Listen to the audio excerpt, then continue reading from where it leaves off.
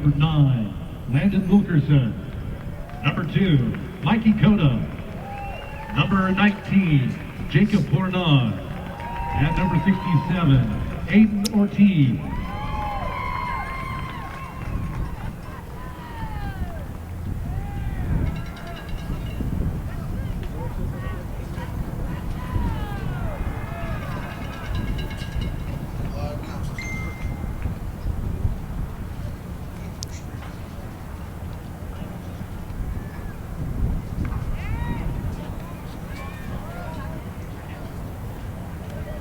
Eastwood won the toss, elect to receive, to defend the North.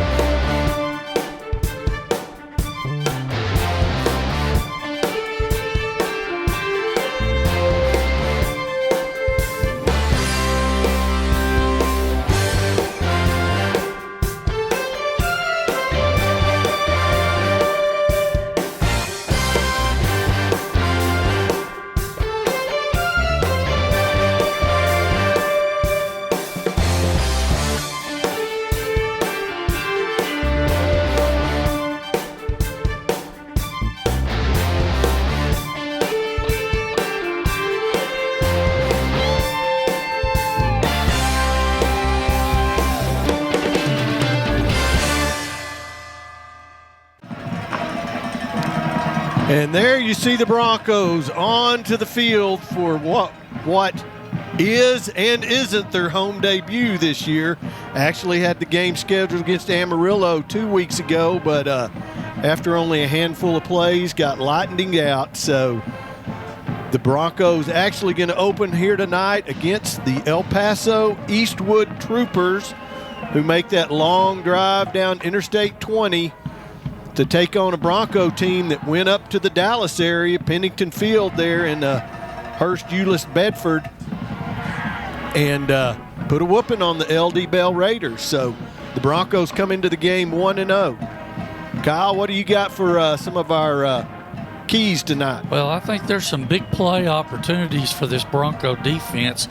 Montwood is kind of turnover prone, Clay. We saw them the first game of the year. They went out to California and played St. John Bosco, the number 2 ranked team supposedly in the high school rankings in the country. They had 6 turnovers in that game. Their defense, Montwood's defense, can force some turnovers as well. I think the Broncos have got to play well offensively. I think it starts with Mikey Cota, their quarterback. Be efficient offensively and don't make mistakes and keep this Montwood team hanging around. The homecoming is happening tonight here at Ratliff Stadium for the Broncos. It's a special deal, so let's make it so, and let's get a win in the win column for the Broncos. And we will be covering that homecoming ceremony and the crowning of the Queen at halftime. A little word of advice from me to you, Kyle. You need to write the word Eastwood across. I said Montwood. You need to write it in big letters down there in front of you, because I've heard you say that all week for the last 2 weeks, I think. So anyway, here we go. The Broncos ready to put the ball in play. Eastwood won the flip and chose to receive.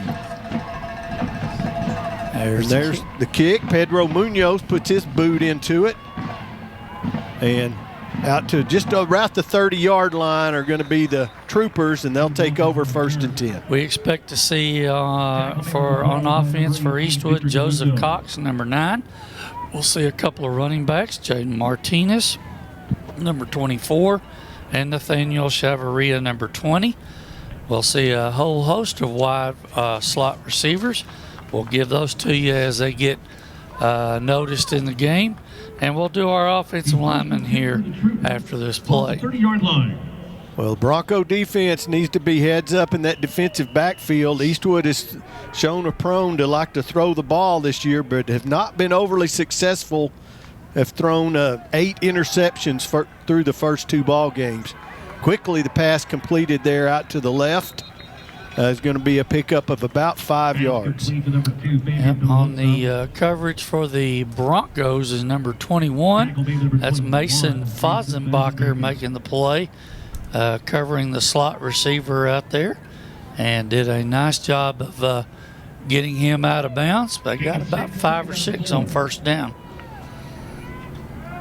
Cox is going to swing it right. This time he's got a completion out to number 2, Fabian Pinazola, and he is going to have a first down at the 42-yard line. Ryan Sanchez out to help make the play for the defense. 2 passes, 2 plays. First down for the Troopers. So they're going to run quick. Cox fires. It's going to be complete again, this time to the right side as well, as number 4, Jude Walker, makes the catch. Miguel Ramos coming up from the corner position to make the play, and evidently Montwood has seen some things they can do with the short passing game. I said Montwood, didn't I? Eastwood. Write it down. Yeah. Tape it on the window. Of course, the Montwood Rams from El Paso as well has been a common opponent, as the catch is made there by Fabian Pinazola, and he is going to be down inside the 30 of the Broncos with a big first down for the Troopers. Yep, threw a little quick out over there toward their sideline, and executed that very well. Got a first down to the Bronco 29-yard line. So it's been nothing but the little short passes, and they're going to go to it again. And it's complete again. Flag on the play, as it's going to be a short gain of only about 2 or 3 yards. But the flag probably going to go against the Troopers. Yep. Holding. Number 88 offense. 10 yards. Repeat, first down. That's Albert Cortez, our head referee. The umpire's Jeff Ray. Line judge is Eddie Rentas. The head linesman Michael Booker. The back judge Dwayne Nall. Side judge is Adam Dunlap, and the field judge is Miguel Martinez. This is a Permian Basin chapter officiating crew. So 1st and 20 for the Troopers. Backed them up to their 39-yard line. Now they're going to go the run up the middle, and still on his feet. I did not catch a number. I don't think that was Martinez, but it could have been. Daniel Garcia making the play, number 7 for the Broncos on defense. And that was Jaden Martinez on the carry. Leading ball carrier for the Troopers, came into the night with 180 yards through the first 2 games. He's going to take it again up the middle and pick up about 3-4 yards. Going to bring up now a 3rd and about 7. Garcia making the play again from his inside linebacking position for the Bronco defense. And it's about 3rd, looks like in about 6. Broncos giving up a little running space there up the middle. This time Martinez runs into his own player, but still on his feet. He's going to spin forward. Going to be decision time for the Trooper coaching staff, as it's a 4th and 1 from the 20. Christian Zubiate making the play. Did get out of that tackle, and they're going to go for it on 4th and short. Cox is going to take it straight ahead, and he is going to have more than enough, as he's going to lean forward for about 5. And the Troopers on the march here down to the 15-yard line of the Broncos. Dominic Taylor, number 0, had a ton of tackles last week for this Bronco defense out in Hurst, Euless, Bedford. Making the play there, but not before first down. Martinez up the middle. This time going to find the going a little tough. As tackle made there for the Broncos, Christian Zubiate. Yeah, speaking of Dominic Taylor, 17 tackles last week, 4 tackles for a loss, and he recovered a fumble. Had a busy, bet he slept well on the bus coming home from the Metroplex last week. 2nd down and 8 for the Troopers. See what Eastwood does here. Going to throw it quickly, and there is Wilkerson. Man, he stands that receiver up and drives him back. Ball is loose. And I believe Taylor has come up with his 2nd fumble recovery of the year. The Broncos will take over and the defense holds. Watch our Odessa College instant replay. The quick stop route out here. Got stood up. Oh, he just took it away from me. He did. Wow. Hey, I think I'll take that now. Yeah, thanks. Appreciate that. Dominic Taylor with Wow. a fumble recovery. Nice. Second one of the year for Taylor, and the Broncos will take over now at their own 28-yard line.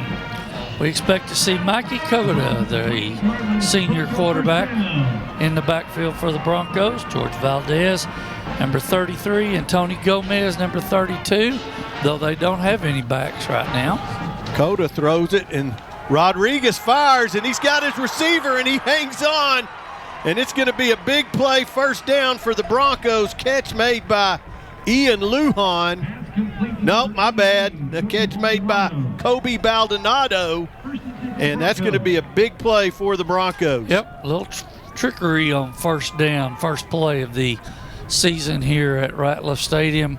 For a full game, we should say. They did run about 5 or 6 plays before weather got us a couple weeks ago. Wow. Coda's going to throw it in the flat, complete there to Bo Rodriguez, and he is out inside the 25-yard line. Going to have another Bronco first down. They're going to mark him all the way down to the, I think, 17. Yep, they came in motion.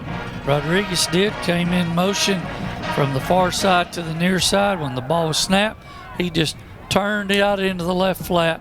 Coda got him the ball. They have a first down. Now up the middle, running hard. George Valdez drives forward. He's going to pick up 6, down to the 11.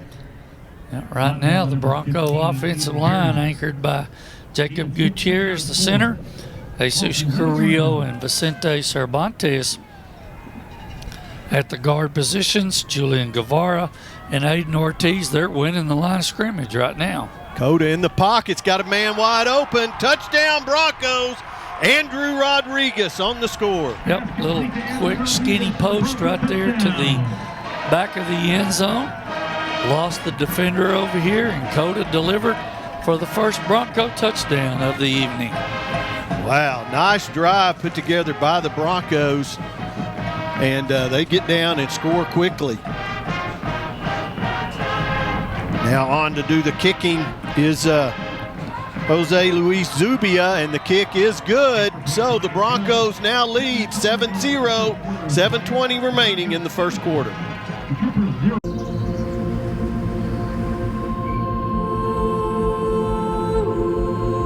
At Sewell, we know that cherished memories are made in the simplest moments. And those memories are made one play at a time.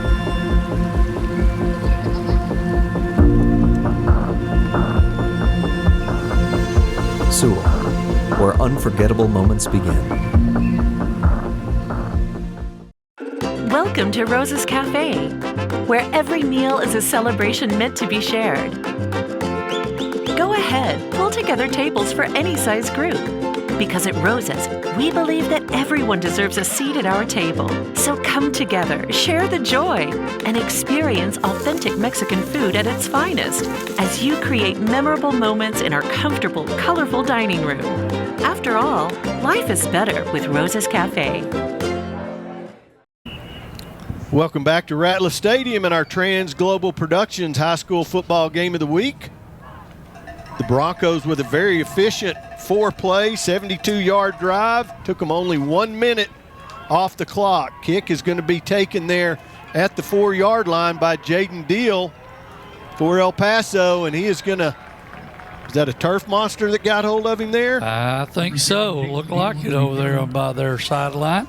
Going to get it out to about the 23-yard line, and the Troopers will take over again there. The Troopers move the ball down the field, but they handed off to Dominic Taylor on the last play, and he returned it for about 15 yards. Little theft. The ball be played to the 23-yard line. First Yep. and 2 for Eastwood. See what Eastwood does here.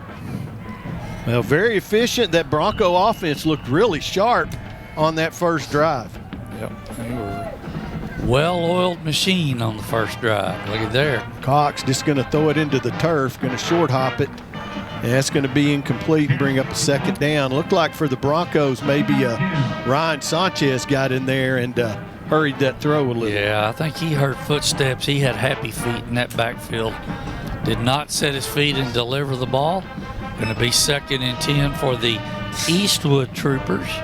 Well, you know, the Broncos got to get in there quick because he's not taking long to get rid of the ball. Now he's going to set in the pocket. He's looking deep. He's got a man open over the middle. The catch is made out there at the midfield by, I believe that's Pinazzola, and he's going to take it into Bronco territory for a first down. Now this is a post pattern from the slot. Somebody blew a coverage on the back end, I believe, there, Clay, before Jesus Villa ends up making the play, but not before the Eastwood Troopers have a first down in Bronco territory at the OHS 41-yard line. Cox going to throw quickly again. And ball is loose. Yep. Bounced right back to him. Yep. I think that's Pinazzola again, and he is very, very fortunate. Bounced right back to him. And he's going to carry it down for another Trooper first down. Tell you what, their game plan tonight, it looks like, was to get the ball in short, quick space. That ball was actually stripped out by number 21. That's Mason Fosenbacher for the Broncos, but it went right to the receiver. Up the middle, and the Troopers just that quick, knocking on the door, down for a 1st and goal at the 1. Yep. They evidently have seen some things maybe from last week's game at LD Bell. They could attack this Bronco defense quickly. And into the end zone goes Jaden Martinez for his 2nd score of the year. And now extra point to tie for the Troopers. Yep, they didn't take long at all. They moved right on down the field. Bronco defense will have to make some adjustments over here on the sideline about maybe either trying to get some hands in passing lanes to break up some of that quick stuff out in the flat or tighten up their coverage a little bit. That kick is right through the middle, so we have a tie score here at Ratliff, 7-7. In the first quarter of play, the Broncos 7, the Troopers 7. At Odessa College, every journey begins with a dream as unique as you. Whether starting at a young age or maybe reshaping your career, it's time to unlock your potential. From cutting-edge medical fields to continuing education, we design 2 years as well as 4-year programs to fit your passion. Our faculty thrive on being mentors, empowering the next generation of creative thinkers, pioneers, and leaders. Because at Odessa College, you're not just a number, you're family. Register now for the upcoming semester for an experience as unique as you. Hi, my name is Kevin Mannix. I'm the president and founder of Optimus Physical Therapy. I have practiced in the outpatient setting for the last 18 years in Midland, Odessa. It is intercepted by Kevin Mannix.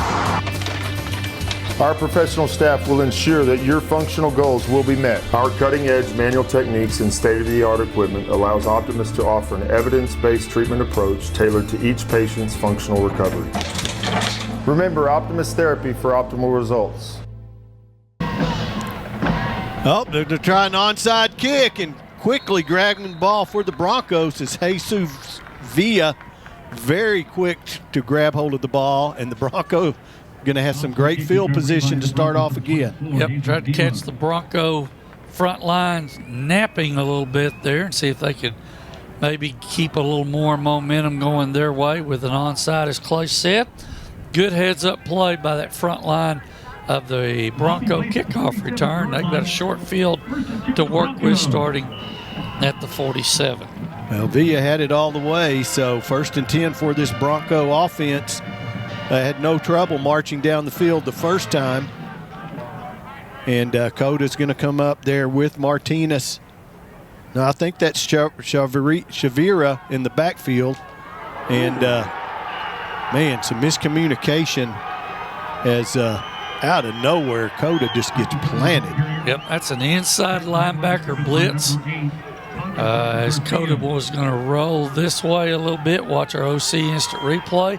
That's an inside linebacker coming on a blitz. Coda had no chance but to just duck down and take the hit and the sack. Well, and that's one he's going to feel for a while. Big loss on the play. Going to bring up a second down and about 21 all the way back to the 36. Coda. Nope. A lot of contact there, but. Stop right here. Yeah, miscommunication, I believe, more than anything, as Rodriguez was trying to do a stop and going deep. Coda a little slow to get up. Well, he's got his helmet off, so he is going to have to come out for a play, I believe. If that came off during the play. Oh, okay. I'm not sure. I think he might have taken it off after he took the hit there, and the Broncos are going to talk about it. Timeout. Odessa. First team timeout of the half. Let's go. The Texas oil boom has returned, and Rexco Poly Fittings is your Lone Star choice in polyethylene, steel, and brass needs with a wide variety to choose from. Locally owned and operated in the Permian Basin since 1982, Rexco's experienced staff will help you get the right fittings and valves to help you get the job done. Go to RexcoPoly.com. Rexco, your poly supply company located in Midland and Odessa. Let's go.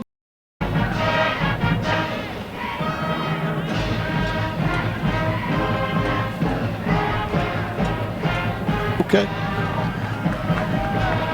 So Coda stays in the ball game now. The Broncos had a discussion there on the sideline. That's not that tough a word to say, but I'm having a hard time with it tonight. So it's going to be third and 21 for the Broncos. Not like me with Montwood versus Eastwood tonight. Hopefully I got that fixed. Oh, look at there. Screen up the middle, a lot of room. Baldonado is going to get the ball out to just about midfield, maybe just short of it, but is going to bring up still about a 4th and 7 or 8 situation for the Broncos. He was offset on Coda's left. When the ball was snapped, he just worked across behind the line into an open area. They had a screen call. Looky here. The Broncos going to go for it. Quick kick it. Oh, and he missed it too. If he gets a good bounce, not a good bounce. So that's going to be a net, only about 11-yard kick. Yeah, maybe 15. Tried to catch him. A little surprise. Yeah, there. It caught us all unawares, but just got a little too much air under it. Hit the ball a little too high in his drop. And anyway, they'll be okay. Defense has got to step up here, Clay. See what they talked about over here on the sideline. Boy, they are getting the ball out quick. They do get it out very quickly. It's 24 on the tackle. Jesus Villa again for the Broncos secondary, as they're just kind of nickel and diming this Bronco defense right now. Well, that's just long handoffs, basically. Yep. This time Cox is going to keep it. He's going to have a first down into Bronco territory, out down to the 45-yard line. That's the zone read. Zone read, the quarterback reads that in. Timeout. Official timeout. We're going to take a break. We'll be back after this.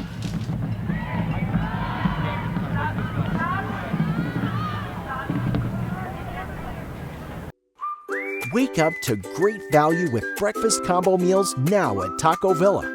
Whether you choose mouth-watering biscuits and gravy, hash browns, and a 12-ounce coffee for only $3.99, or your choice of breakfast taco, golden hash brown with a 12-ounce coffee for $4.99, or your favorite breakfast burrito, hash brown, and a piping hot 12-ounce coffee for just $5.99. Breakfast at Taco Villa sounds good to me. Well, welcome back. The young man from the Troopers able to walk off the field under his own power. So hopefully he will be okay. Going to bring up the first down, though, for the Troopers at the Bronco 45-yard line. And these Troopers are just long handoffs, just these little quick hitters, these little bubble screens and stuff out, and they're just running them over and over and over. Yeah, they evidently saw something on film that they could take advantage of from this Bronco defense. Oh, he's got him open again and making the catch there for the Troopers all the way down to the 15-yard line. Nope, that was not Pinazola that time. Looked like Caleb Flores on the catch for the Troopers. The outside receiver ran a post route. Inside receiver ran an out, caused some confusion in that Broncos secondary, and they've hit a big play down into Bronco territory again. Martinez up the middle. He's going to get a short gain, maybe about 3 on first down. Martinez, the ball carrier. Number 4 on the tackle. That's Ryan Sanchez for the Bronco defense. No, these Troopers go fast. They go quick. Yep, they're not wasting any time at all. They want to see if they can get a mismatch somewhere really quick. There's Martinez over the left side. He's got some room. Villa's going to drive him out of bounds. Going to be a little bit short, I believe, of the first down. Yeah. Right now with the formation, Clay, 3 wide receivers here, 1 to the other side. They're causing OHS to pull a linebacker out from inside the box. So it's basically 5-on-5 there. Cox hands to Martinez again, and he's going to have a first down. And they're going to mark him just short of what's needed for a touchdown. So first and goal for the Troopers. 21, that's Mason Fosenbacher again on the tackle in the secondary. Right now, they're winning the line of scrimmage war. Martinez, he got thumped. There's a flag on the play. So we'll see. That's number 98, Jaden Hodges on the tackle for the Broncos. Man, yeah, Martinez got stuck there. Yeah, he got some penetration in a hurry, probably some kind of inside slant on a gap blitz. Here's the call from our official. I think. Got illegal substitution. 12 players on the defense. Have to listen to the go. Repeat first down. I guess the lineman did not get off the field in time, so that's just going to be. They're trying to rotate people too, Clay. They are. And I saw him coming out. I thought he got off, but with the heat the way it's been today, that's probably a good idea. Yeah, Summer has returned with a vengeance. Cox is going to be dragged down this time. Guess who? Dominic Taylor up top, Daniel Garcia on the bottom, and that's going to be a big loss. That's Taylor coming on an inside run blitz. The gap was open, nobody blocked it, and he just came free run right through. Second and goal for the Troopers. And the handoff up the middle, this time into the end zone. Go the Troopers. Those numbers are hard to see in the shade. Yes, they are. But they've won the line of scrimmage and got in the end zone for their second touchdown of the evening. And they are on to try the extra point now and see if they can increase that lead. I believe that was Diego Mendoza, but I am not positive. I think you're right. I think that's who that was. It might have been, it probably was Shavira, because he's been their second leading ball carrier through the first 2 weeks. So we're going to go with Shavira, number 20. The kick is good. The Broncos now trailing 14-7. Are you sure we should take this billboard down? People find out State Farm does car loans as well as they do insurance. Our bank is through. Good point. Grab an edge. Look, there's 2 guys on the State Farm Borrow Better banking sign. No, for real, there's 2 dudes on the State Farm Borrow Better banking sign. Gentlemen, please get down from the State Farm Borrow Better banking sign.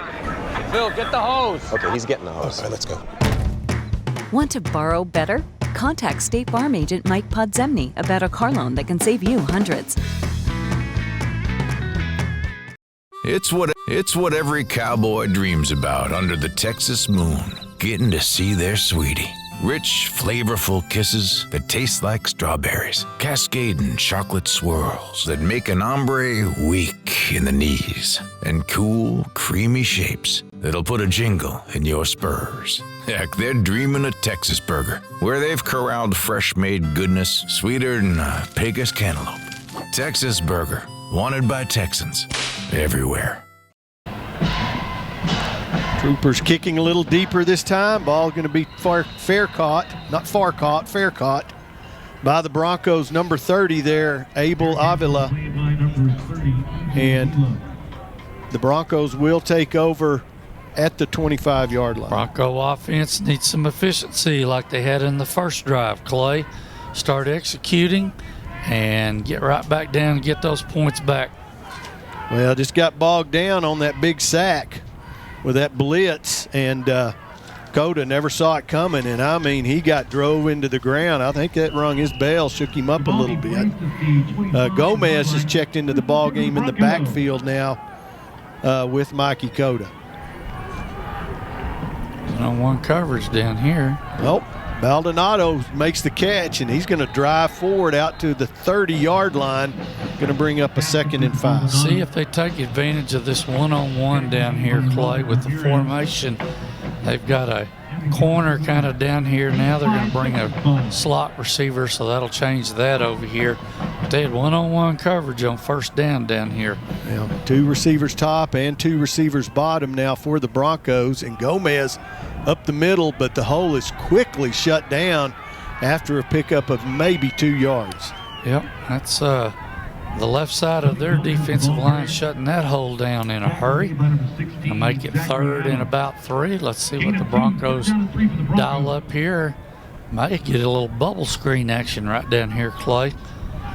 See if that's open up. They walked the linebacker out. That linebacker came out, and that safety's rolled over a little, so Coda's going to dump it off. Great play, great fake, and Medrano makes the catch, and he's going to carry it just across midfield for a first down. He was just out on the right flat over there. Coda bought some time with his feet and saw him come open over there toward that Eastwood sideline, and flicked the little ball to him, got him out to the 49. He did fake him with his feet there. One thing I did not like on that play, Medrano did not tuck that ball away. He was carrying it one hand, and sooner or later that's going to bite you. That's something the coaches, I'm sure, will see and take care of. Changing the play from the sideline here.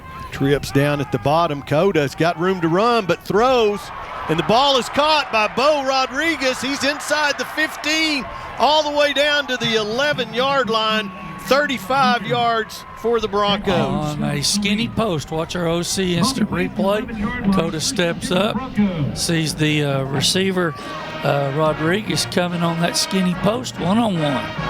38, I didn't have enough toes to count all those.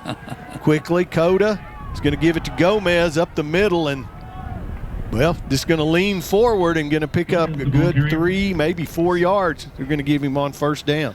Yeah, got a little help from number 56 in the game at one of the lineman positions. That's Renee Muniz playing for the Broncos at right guard right now, and was able to help that back get about 4 yards on first down. Coda, 3 receivers to the top. He's looking down at the bottom of the screen. Throw, and that's a pretty easy call for any official there. Andrew Rodriguez was coming back for the catch. He was getting held pretty bad right there. Yeah. Goodness. Officials discussing it here. We'll see. Really? No, I don't think this is on the offense. They might be talking that way. Nathan may have a good point there.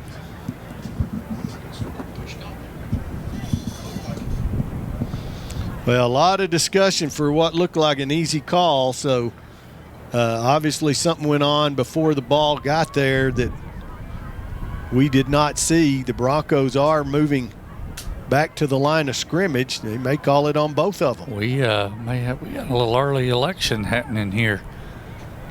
The big election coming in November in a couple of months. We might be having a big one right here a little early in the year. Here we go. There's no foul for OPI or DPI. Second down. It's third down. Should be third down. Unless they're going to say that's a no play. If there's no flag, then that should make it third down. It was an incomplete pass. Right. Coach Hartman not happy with that. Well, he's got an explanation. He seemed okay, so have to talk about that sometime tonight. Coach Hartman comes back to West Texas to take over his alma mater, where he played quarterback. He was a quarterback here, and a pretty darn good one. Yeah. So now it's third down and 6, we'll say, from that 7-yard line. And Coda's going to run. Great fake again, and Coda into the end zone for the Bronco touchdown. Yep, did it with his feet there, Clay. He can certainly do that. Gave a little pump fake like he was going to throw the ball to stop the defender you saw in our Odessa College instant replay, and found a way to get into the end zone for a Bronco touchdown. Now, he's done that multiple times already tonight. He's used that arm and that pump fake and then takes off with his feet, or does it with his feet and then drops the ball off to a receiver. That kick is up, and it is good. So the Broncos now have tied it up with 9 seconds remaining in the first quarter. Since 1958, we've been present for you. We appreciate our community and care about West Texans. That's why we're celebrating our love for this amazing community with a spectacular giveaway. From August 1st to December 6th, you can stop by one of our branches or find us at an event in the Midland Odessa community to receive a special scratch-off card. There's a number of presents for you, including our grand prize, a 2-year lease on a 2024 Cadillac XT or $7,500 cash. Other prizes include a free car wash, oil change, and Complex community merchandise. At Complex Community Federal Credit Union, we're all about taking care of you and giving back with heartfelt generosity. So don't wait. Visit ccfcupresentforyou.com for details and official rules. No purchase necessary. Participants must be at least 18 years of age to qualify. Void where prohibited. All federal, state, and local laws apply. So we're right back where we started. The Broncos tied up 14-all here with only 9 seconds remaining in the first quarter. A 7-play drive took them 75 yards down the field, 2 minutes and 7 seconds, and Mikey Coda finishes it off with the 7-yard touchdown run. Yep, good execution by the Bronco offense there. Now the defense has got to find a way to get off the field. Taken at the 9-yard line back there by Jude Walker. And there was a collision there. That was. Lost a hat, but it's like 84. Maybe Noah Hinton on the tackle for the Broncos. 48 also Jason Sanchez there. Walker's got to check out for a play because of the loss of the hat. The first and 10 for the Troopers, ball at the 28-yard line. When the bucket comes off, out you come. Yep. Should be the last play of the first quarter. Well, unless there's a penalty on it, I'm going to agree with you. 3 seconds left. Or a big play, which we don't want. Right. Troopers, 2 receivers bottom. Martinez in motion. He's out here in the right flat. And they're looking deep. Flag on the play as it's overthrown, and it may be picked.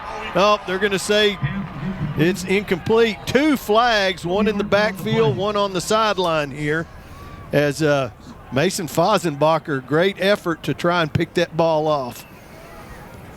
Yeah. May have a offsetting penalty here, a little motion penalty. Got 2 fouls on the play. Personal foul, roughing the passer.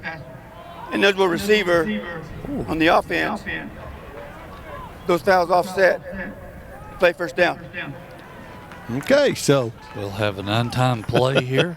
So it was not the last play of the quarter. Nope. Oh, they're going to call it. So the Broncos and the El Paso Eastlake Troopers all tied at 14. Rosa's Cafe's breakfast takes me back to those early mornings. The smell of fresh homemade tortillas filling the air. The warmth of my mother's kitchen wrapped around me like a hug. Rosa's is a taste of home, a reminder of the love and tradition that went into every dish. Taste the authentic flavors of a Rosa's Cafe breakfast. After all, life is better with Rosa's Cafe. T-Mobile and Ron Gronkowski are teaming up. Well, welcome back to our Trans Global Productions High School Football Game of the Week. We're all knotted up at 14 as we begin the second quarter. And I'm going to borrow Kyle's note. This is not El Paso Eastlake. This is El Paso Eastwood. Not Montwood, Eastwood. So Cox is going to take it. He's going to fire over the middle. He's got his receiver still on his feet. Still on his feet all the way out to midfield. that's Fabian Pinazola, and he's no stranger to big games. I'll tell you about after Kyle talks about this OC replay. Yeah, just a quick slant from the slot, had an open area, delivered the ball right where it needed to be, and he's running toward the Broncos sideline for a first down at the OHS 49. This time Cox is going to keep it around the right side, and he finds some room to run. He is drilled and slammed in the turf there by Ethan Hauser, but it's going to pick up 8 yards. Yep, watch our OC instant replay here. Zone read, in came down. So the quarterback pulls and runs to the open area outside. And as Clay said, he's brought down by Ethan Hauser, number 20 for the Broncos. Cox is going to hand it up the middle. Big hole. Martinez with the spin move. He fumbled. Garcia knocks the ball loose, and the Broncos have come up with it. Another turnover. My goodness, watch here, Clay. He's got a big hole right here, and as he spins, gets turned around, looks like number 7 for that was Garcia. Garcia knocked it loose. Forced the fumble. And 27, Miguel Ramos falls on it. Yep, good job by both those Bronco defenders, and Broncos have the ball on the turnover. It's a big play. Well, the Troopers have had trouble with turnovers the first 2 ball games, but it's been through the pass as they have thrown 8 interceptions through their first 2 ball games, but now have lost a fumble in each of the first and second quarter here tonight. So big play for the Bronco defense, and need to march it downfield now. See if they take a shot here on first down. Nope, we're going to throw it out quickly there. Medrano with a great move. Nice block. Medrano is going to be out close to what's needed for the first down. Little quick wide receiver screen. Watch our OC instant replay. Going to get the ball to him there and watch him step right there and get the guy to overcommit. Instead of pursuing inside out like you'd like to see your defender there, he gets him to juke too far and get up the field for a Bronco first down at the 37-yard line. Good job by Andrew Rodriguez blocking out there as well. Big hole up the middle this time as George Valdez fights forward for a gain of 7. Watch our OC instant replay. Skip pull by the right guard across to the other A gap. Creates a little confusion on that defensive line and gets a hole there for the back to get upfield for about 7-8 yards on first down. Coda once again, 3 receivers split up top. This time, Troopers had it sniffed out, and he keeps it. He's going to get back almost to the line of scrimmage. Lose maybe a yard. Yeah, wasn't much there. They had the route they wanted to throw covered over there on the far sideline pretty quick. Coda did the right thing, not forcing the ball. Get what you can. Did actually lose a yard, but it's going to make it 3rd and about 4 for the Broncos. 2 receivers top and bottom of your screen. Coda back to pass. Going to throw that screen again. Oh, nice job there by Valdez. Still on his feet. Valdez inside the 30, inside the 20. Valdez on his feet. Oh, they're going to call him out of bounds back around the 10 or 11. What a great call on a short screen. Watch our OC instant replay. Watch the back just come out. Look at this spin. Yep. Oh, man. And again, they're over pursuing, trying to get there, Clay. And he just ran the daylight from there. A great individual effort by Valdez. Broncos have the ball at the Eastwood 11-yard line. So Valdez checks out to get a little oxygen. Gomez in the backfield now with Coda. He takes the ball. Probably should have cut left instead of right there as he got to the line of scrimmage. Easy to see from here, tough to see down there. Yeah, good gap responsibility from their defense there to keep that to, looks like only about a 1-yard gain. They can get a first down at the 1 before getting in. So 2nd and 9 for the Broncos. Coda, 2 receivers top. Baldonado lined up in the tight end spot at the bottom of your screen.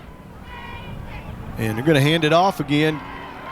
This time all the way down to the 6 goes Gomez, but that's going to bring up a 3rd and 5 now for the Broncos. Yep, they tried to overload this right side over here and get a mismatch. The Eastwood defense did a good job of gap responsibility again, even though they did give up a few more yards there. Kept the Broncos out of the end zone. It's 3rd and about 5 from the 6-yard line. See if Coda has some kind of run-pass option here. His back's got throws quickly, and it is caught. What a bullet. Baldonado catches it. What a bullet from Mikey Coda. Baldonado was lined up in the slot and just ran a quick slant right to the middle. Watch our OC instant replay. It's going to come right towards you folks from the right side. You can see he just got inside. Boy, Coda threw a dart there, didn't he? He did. I tell you what, strike 2 on that baby. Yeah. On to do the kicking. Whoa, close, but he gets it through, does Zubia, and so the Broncos now jump out to a 7-point lead. Hi, my name is Kevin Mannix. I'm the president and founder of Optimus Physical Therapy. I have practiced in the outpatient setting for the last 18 years in Midland, Odessa. It is intercepted by Kevin Mannix. Our professional staff will ensure that your functional goals will be met. Our cutting-edge manual techniques and state-of-the-art equipment allows Optimus to offer an evidence-based treatment approach tailored to each patient's functional recovery. Remember, Optimus Therapy for optimal results. There you see some of the Bronco faithful out tonight. The Broncos with a 7-play drive took it 73 yards after the Miguel Ramos fumble recovery caused by Daniel Garcia, and 2 minutes and 45 seconds, and now lead the El Paso Eastwood Troopers. Thank you. 21-14. Kickoff is going to be taken there at the 14-yard line by Jaden Deal, and he still on his feet from one sideline to the other and cuts it upfield, and he is going to have a good return out to around the 43-yard line where the Troopers will take over 1st and 10. Broncos had a little problem there staying in their lanes on their kickoff coverage, and like you said, he went from one sideline almost to completely the other and got up the field up to the 42-yard line where Eastwood will start 1st and 10. Mikey Coda, 9 for 11 for 177 yards and 2 touchdown passes, not even halfway through the 2nd quarter. Uh-oh. Cox, whoa. That's got to be grounding there. They're going to mark that down. Great pressure by Ryan Sanchez. Yep. A really good job of coming off the edge over here. This will be intentional grounding. Intentional grounding on the offense. Caught the foul. Also down. 2nd down. Albert Cortez, our head referee, with the call there. That was pretty easy since it was right in front of him over there on the far sideline. Well, there's a whole heap of red jerseys over here willing to help him make that call. Coming hard off the edge over here too, as you said, was Ryan Sanchez, and he had a head of steam. 2nd and 23 now for the Troopers as they're pinned back a little bit, but they're going to get back 10 or 12 of it back as Cox quickly completes an out pattern.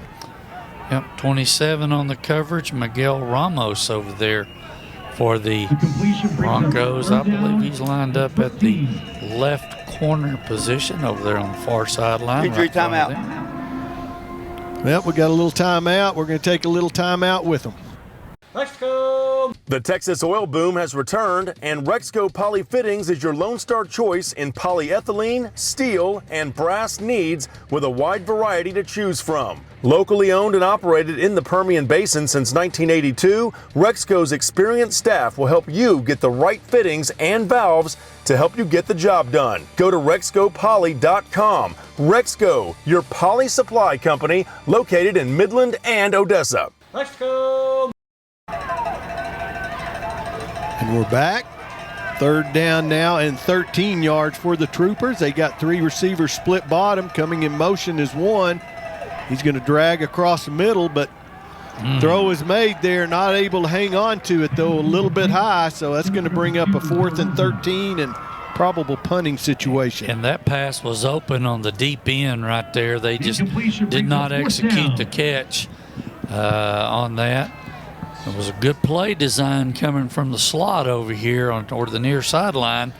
Did not execute the play, and the Broncos will get the ball back, forcing a Eastwood punt. Cox actually has 178 yards to this point, so we're talking over 350 yards passing, not quite halfway through the second quarter tonight. So first punt of the night for the timeout. Troopers. Eastwood. And we'll see it when we come back.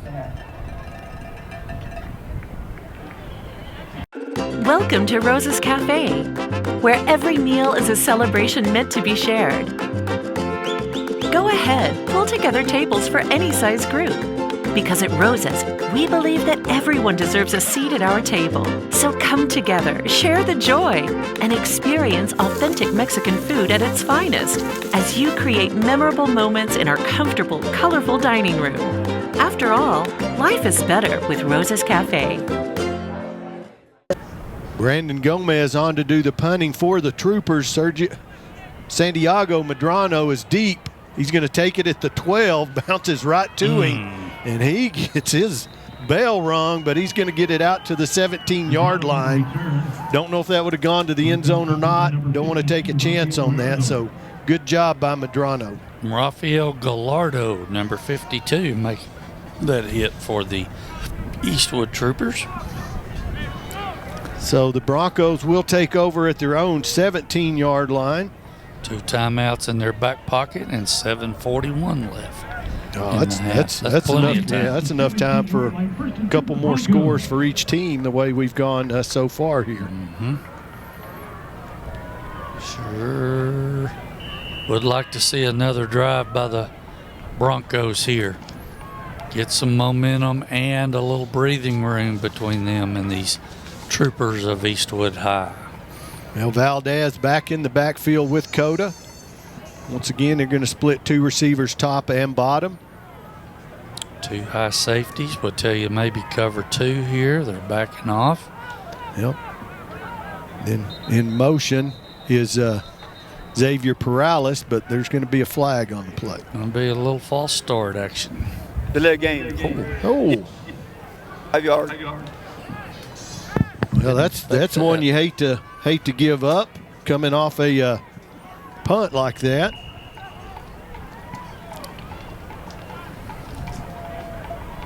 So the Broncos now 1st and 15. Going to be in the same form. No, not in the same formation. As now we got 3 receivers top, 1 bottom. Snap a little low. Coda makes the catch. Pass is completed. Uh-oh, here comes Rodriguez. Got 1 blocker in front of him and uses it, gets all the way out to the 19-yard line. That's about a 45-yard run for a gain of about 7. You know, the width of a football field play is 53 1/3 yards, and I'll tell you right now, Rodriguez used every bit of that 53 1/3 on that play. Yeah. Got over here. That's not Rodriguez either. Oh, yeah, it is. Andrew number Rodriguez. 12. Yeah, remember we got Andrew number 12 and Bo number 13. Got the Rodriguez guys. The dynamic duo. How about that? And they have both been very successful so far this year in this Bronco offense, which Andrew was last year as well as a sophomore. Medrano in motion. Coda's going to throw it here to the other Rodriguez. To Bo Rodriguez, and he is going to be mauled. He's going to get back only to the line of scrimmage, so now a 3rd and 8 facing the Broncos. They tried to set that up to the short side or the boundary side of the field since the ball was on the near hash by the Broncos sideline, and tried to get them to over pursue, which they've shown a little bit tonight. This Eastwood defense will over pursue at times, but they did not there. And going to make this 3rd and 8 from the 19-yard line. Baldonado lined up as your tight end there on the home side of the field. Coda in the pocket, and he throws. Baldonado makes the catch. He has the first down. out over the 35-yard line. Boy, he threaded the needle here too, Clay. Watch. OC instant replay. Baldonado was lined up on the right side of the line and just got the ball there to him before that Eastwood Trooper defender was there.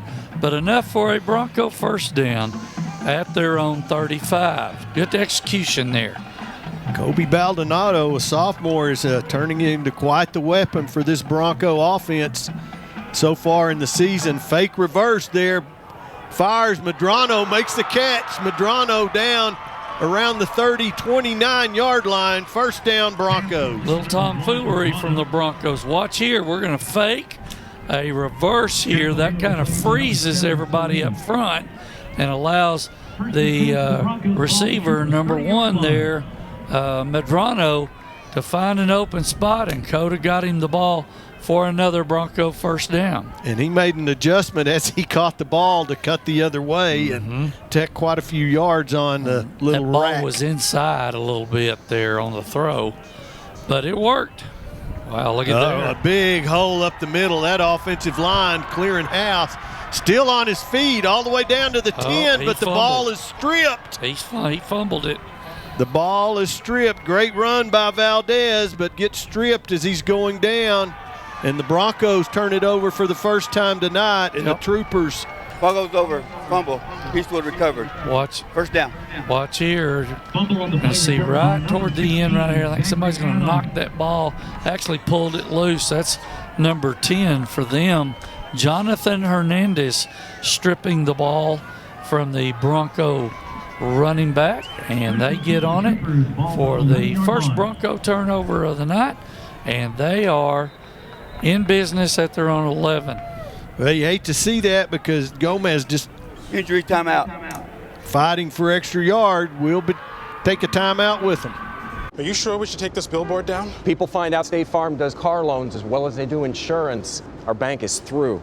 Good point. Grab an edge. Look, there's 2 guys on the State Farm Borrow Better banking sign. No, for real, there's 2 dudes on the State Farm Borrow Better banking sign. Gentlemen, please get down from the State Farm Borrow Better banking sign. Phil, get the hose. Okay, he's getting the hose. All right, let's go. Want to borrow better? Contact State Farm agent Mike Podzemny about a car loan that can save you hundreds.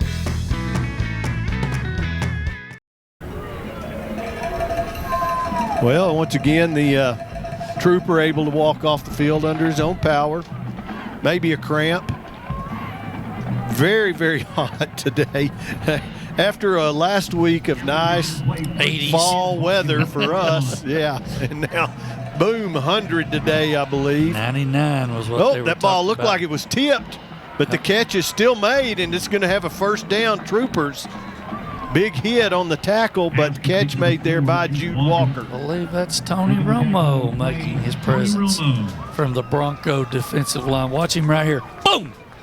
Just coming on pursuit right there. And that's a good job by the big man, a D tackle, getting downfield and making a hit. And I believe he just did it again as he comes up off the bottom of the pile. Only a 2-yard gain there on the first down. Romo's hot right now.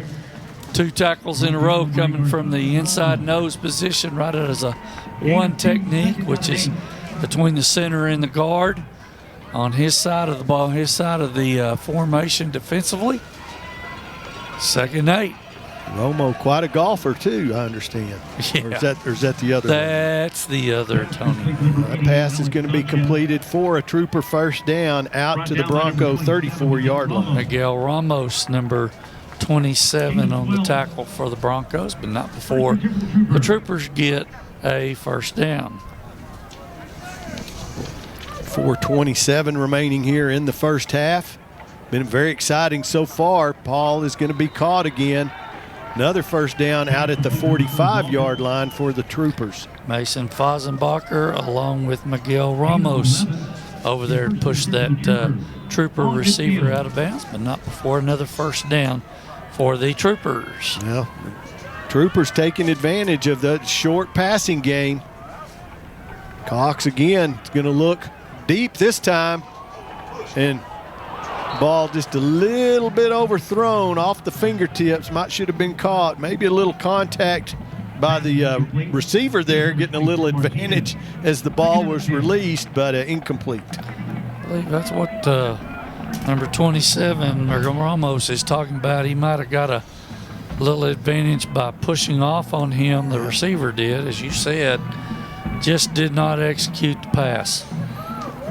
But it was open. Yeah, Cox with receivers 2 at the bottom and 2 at the top. Is going to throw it underneath again.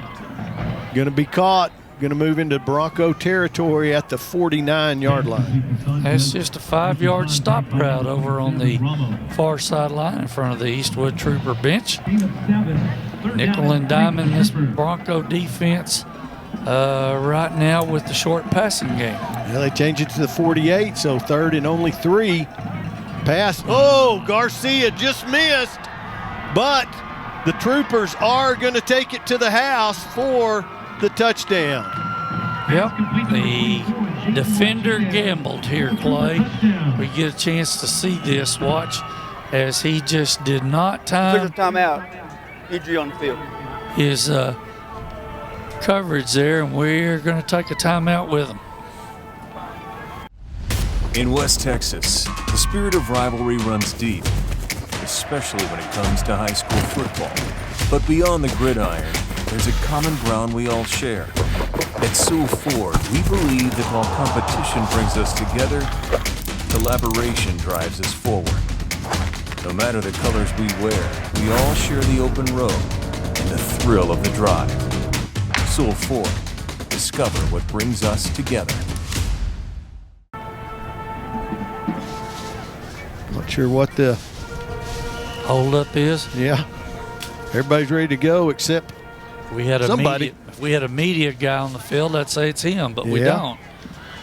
And the kick is up, and it is going to be good. So we're all even again with 3:35 remaining in the first half. Broncos 21, Troopers 21. Rosa's Cafe's breakfast takes me back to those early mornings. The smell of fresh homemade tortillas filling the air. The warmth of my mother's kitchen wrapped around me like a hug. Rosa's is a taste of home, a reminder of the love and tradition that went into every dish. Taste the authentic flavors of a Rosa's Cafe breakfast. After all, life is better with Rosa's Cafe. Well, a nice shot of a historic Ratliff Stadium there. The Troopers take the ball 89 yards, only 7 plays. Took them 1:51 to tie the ball game up.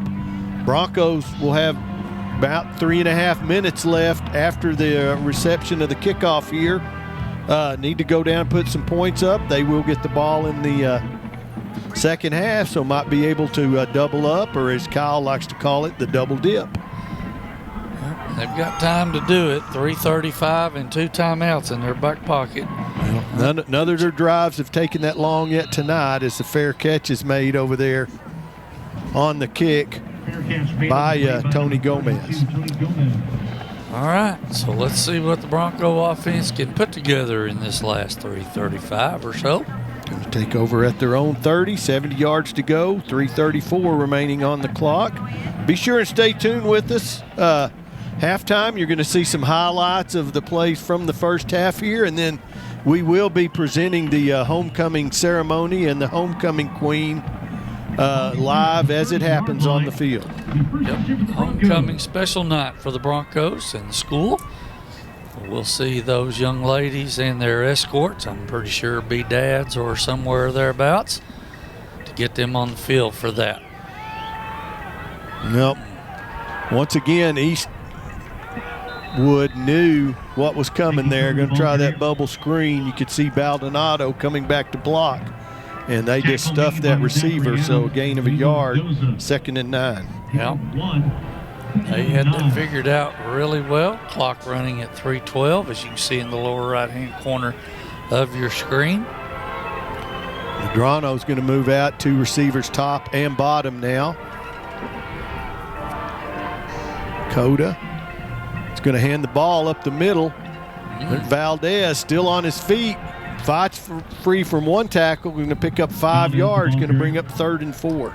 Yeah, good hole off the right side of that Bronco offensive line from Guevara, Carrillo, and Gutierrez, the center, and was able to get him, the runner, up to the 36-yard line for 3rd and about 4.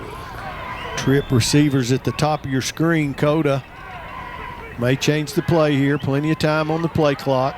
Yep, and they did change it from the sideline. See if they get a blitz off the slot. Oh. Coda's got time. He fires. Oh! Looked like the ball was tipped and just got on Rodriguez a little quicker than he was ready for and not able to make the catch. I think number 0, Jaden Deal for them, did get a hand on that as it got there. No, changed the trajectory of it just enough that Rodriguez was not able to secure it. Right. So now the little bit of momentum switches here to the Troopers. They'll have a chance to do something. They will. They'll still have over 2 minutes left. And 2 timeouts in their pocket. So here to do the punting for the Broncos. Number 43, Evan Sanchez, is going to get a good, not a great, but a good bounce. Going to be down to the 33-yard line, I believe. Bronco defense got to step up here and keep them out of the end zone or no points before the half.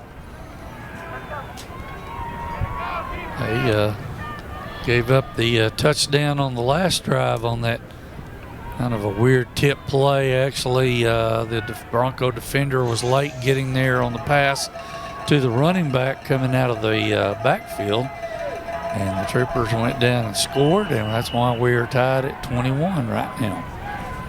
Well, it looks like now checking into the game for the Broncos, a deep pass. Oh! Broncos looked like they had a shot at the pick, and I believe they ran into each other, may have canceled each other out. Joel Vizcaíno back in coverage there.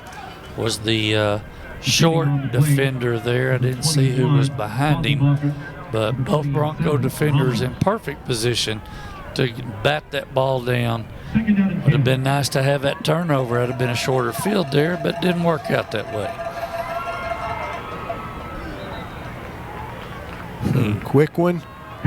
Quick stop up at the top. Going to be incomplete. So 3rd and 10, the Broncos hold here, and they're going to still have time to do something. I think Martin Alva has checked in at the linebacker spot after Garcia a little shaken up earlier. He is in there with Taylor now. Empty backfield, 5 wideouts. 3 bottom, 2 top. Cox takes the ball. As the pocket begins to collapse, he overthrows, and it is going to be intercepted by the Broncos. Landon Wilkerson. Good go, Landon. Good position right there.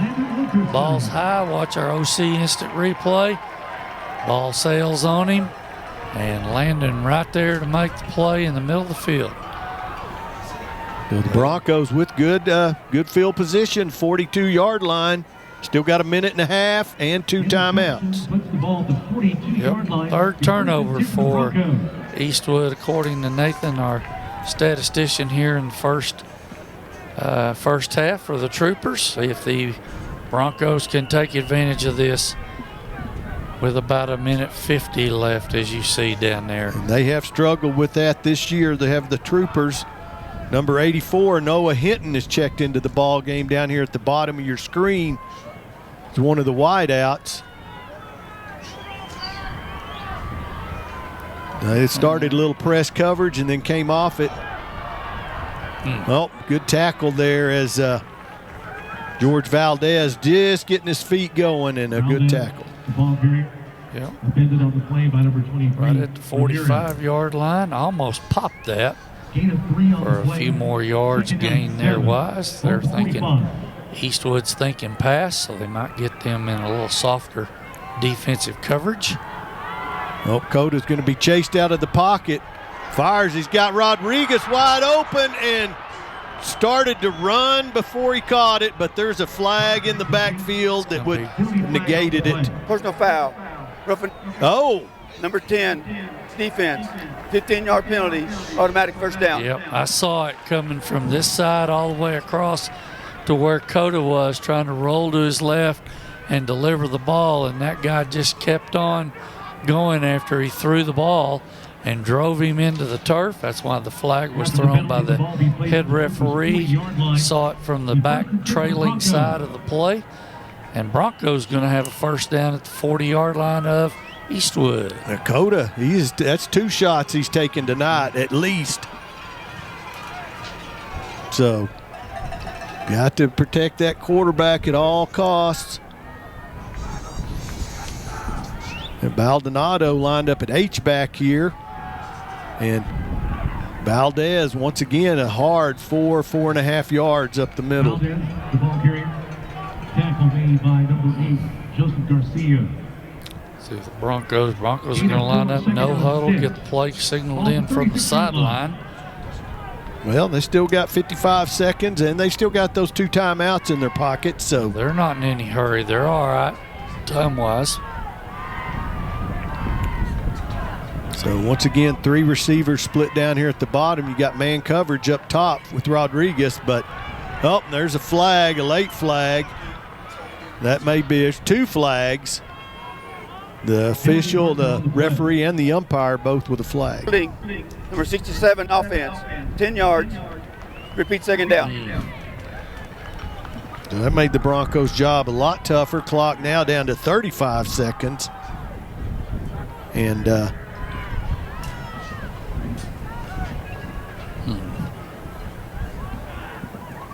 See where they're the same call. It must have been. Must have been, yeah. Yeah, they're going to move it back 10 to the 46. So second down now and about 16 for the Broncos. Which they're looking for more than just a first down here with a 30 seconds clock has started. 3 receivers top, 2 bottom. Coda's going to throw that screen underneath. Medrano across the field, still on his feet. Medrano inside the 10. Medrano into the end zone. Bronco touchdown. Wow, what a play. Hello. What a play. The tunnel screen to the top side. Watch our OC instant replay. You can see it coming all the way from the Trooper sideline back towards the home sideline. And once look at that block downfield. Yep, wow. Yep, that's just good job, athleticism right there by the Broncos to get that ball in the end zone here right before the half. Unofficially now, Mikey Cota, 281 yards, 3 touchdowns in the first half. Yep. Oh, bad snap, and the kick is good. Somehow that was good. Oh, my goodness. Just barely got over. Fade is on the Broncos side there as they lead 28-21. We'll be back for the final 13 seconds after this. At Odessa College, every journey begins with a dream as unique as you. Whether starting at a young age or maybe reshaping your career, it's time to unlock your potential. From cutting-edge medical fields to continuing education, we design 2 years as well as 4-year programs to fit your passion. Our faculty thrive on being mentors, empowering the next generation of creative thinkers, pioneers, and leaders. Because at Odessa College, you're not just a number, you're family. Register now for the upcoming semester for an experience as unique as you. Well, 13 seconds remaining. The Broncos, 3 plays. 2 of those penalties, actually 2 penalties also amongst the 3 plays. And they take it 58 yards in 1:37 and leave the Troopers only 13 seconds to work with, leading 28-21. Great call to start right there by the Bronco coaching staff. And it was, and I tell you, there was some excellent blocking downfield there. Yes, there was. Just a great job, great call by the coaching staff, and executed to perfection there by the players. Kickoff's going to be taken at the 23. Ooh, what a stop. I tell you what, that ball almost got jarred loose. Did. Good coverage there by the Bronco kickoff team. Yep. So the Troopers will have the ball with 7 seconds left. And as we said earlier, they still have 2 timeouts in their back pocket. If you're the Bronco defense right now, you're going to play deep, keep everything in front of you, and make sure tackles. Well, don't give up a big play here. Can't see Eastwood trying to do too much here, but never know. Might as well take a shot. Yep. If you throw it deep, even if they pick it off, they're too far now. They're just going to take a knee and go to the house. So we will be back after you watch some of the highlights of the first half. We'll be back with the homecoming ceremony in a few minutes. Diamond Pump and Transport LLC specializes in oil field transportation. We are locally owned and operated and do business in the Permian Basin and West Texas areas. We also provide hot oil service, acid pumping, water hauling, tank cleaning, and other types of oil field transport and hauling services. We invite you to call us today. Diamond Pump and Transport LLC, 432-617-8084. All right, it's halftime. I hope you're enjoying the game. I'm going to say it again this week. We are so excited to be bringing you these broadcasts on Friday nights of our home games from Ratliff Stadium. We are looking forward to great games all year long. And you know what? The halftime show isn't bad either. I think you're going to like tonight's stories. We're going to start with a behind-the-scenes look at Crockett Middle School's 8th grade volleyball team as it was preparing to open the season. What goes into getting a team ready for the new year? Well, you're going to watch as Coach Kirsten Taylor lays it out for us. And I'm serious. Like, I've never had this strong of a volleyball team. That is great. That's amazing. Like, y'all are so talented. Y'all don't even have any idea. Okay? Work hard. Work hard. It's going to happen. If you come in here and give 110% every day, it's going to happen. I promise you. I don't want to see any tears. I don't want to see any heads down. Be confident and be positive.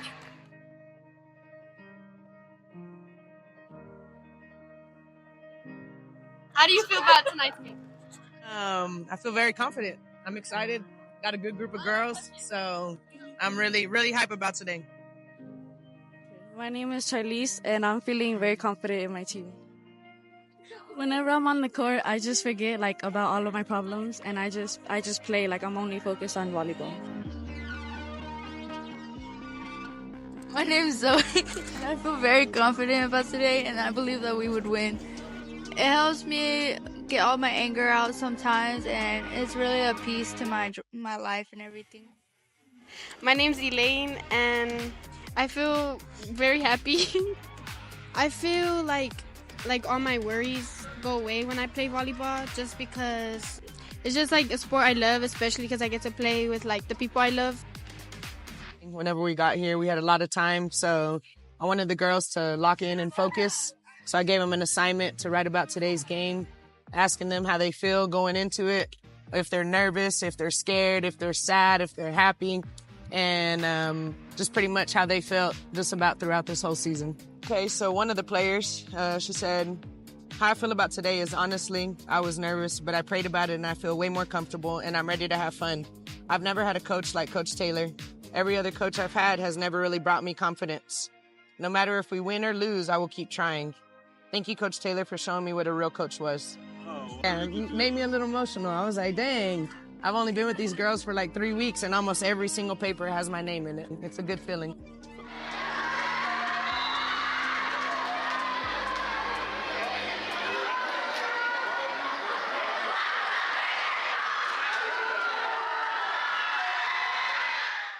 I told you were going to enjoy that story. Good work from our communications specialist, Jashawn Pogue, putting that together. Let me switch gears really quickly, though. If you are 65 plus, we have got your ticket. And I'm talking about the golden ticket, the ticket that gets you in free, and I did say free, to all UIL athletic events for ECISD. It's not just a free pass. It's not just a ticket that's just laying around. It's a golden ticket. It's a ticket that is going to allow all of our people that are over 65 years of age to get into all of our games free, no charge. They can go to football, volleyball, basketball, track, softball, baseball, soccer, all middle school games and enjoy the activities that are taking place in ECISD. It's a ticket that's going to allow them entry into a game just a little bit faster, quicker, and free of charge. Okay, get down to the athletics department and pick up your golden ticket. There are a few restrictions, just like Coach Bogart mentioned, but they will explain all of that when you get it. That's a great, great treat from our athletics department. So get down there, get the golden ticket today. How about we give you a quick update on the progress of some Bond 2023 projects? We have two projects that are completely done. We'll show you those in just a minute. The land purchases for the new middle school and the new CTE center, completely done. We're going to show you that in just a minute too. Keep up with everything though, day in, day out at ecisdbond.com. We've got news, photos, some video, financial updates for you. It's all posted there regularly. Okay, here are the updates for tonight.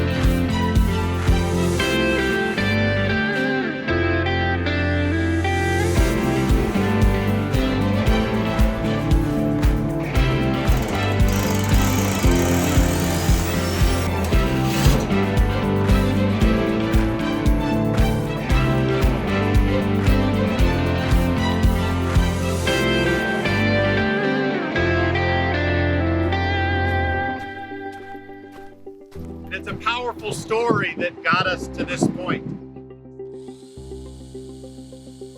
In November of 2023, our community passed with 57% of the voters a $424 million bond package that included the property that we are standing on today.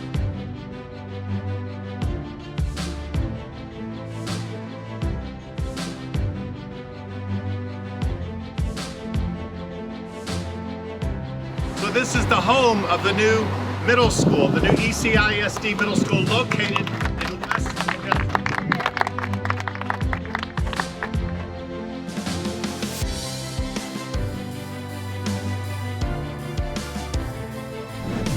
Proud moment today for ECISD. We are standing on property that we now own.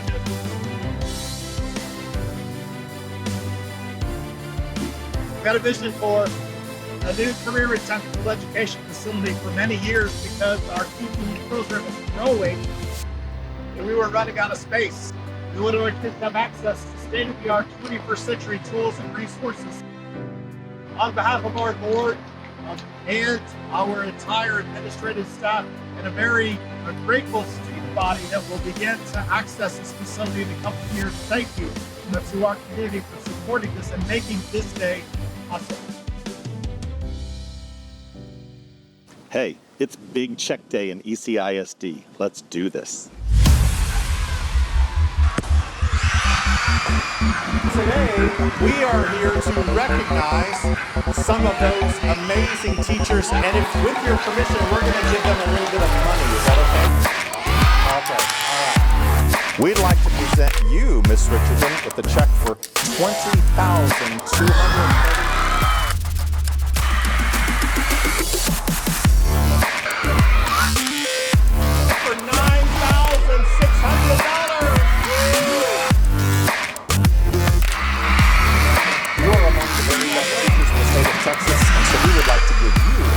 $17,000. This is the largest check that we will present in the entire school district today, with a check in the amount of $21,200. I think that it means that we're appreciated.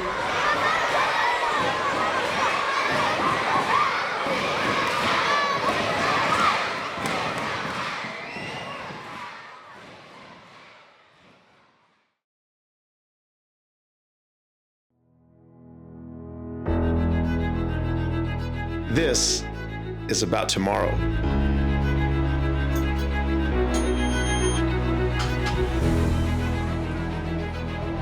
Our thriving, living world.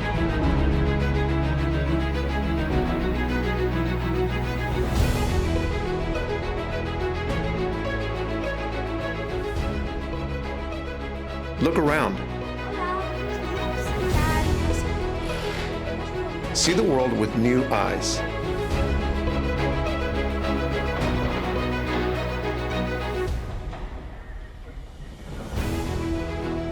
Realize our actions, the impact, and the size.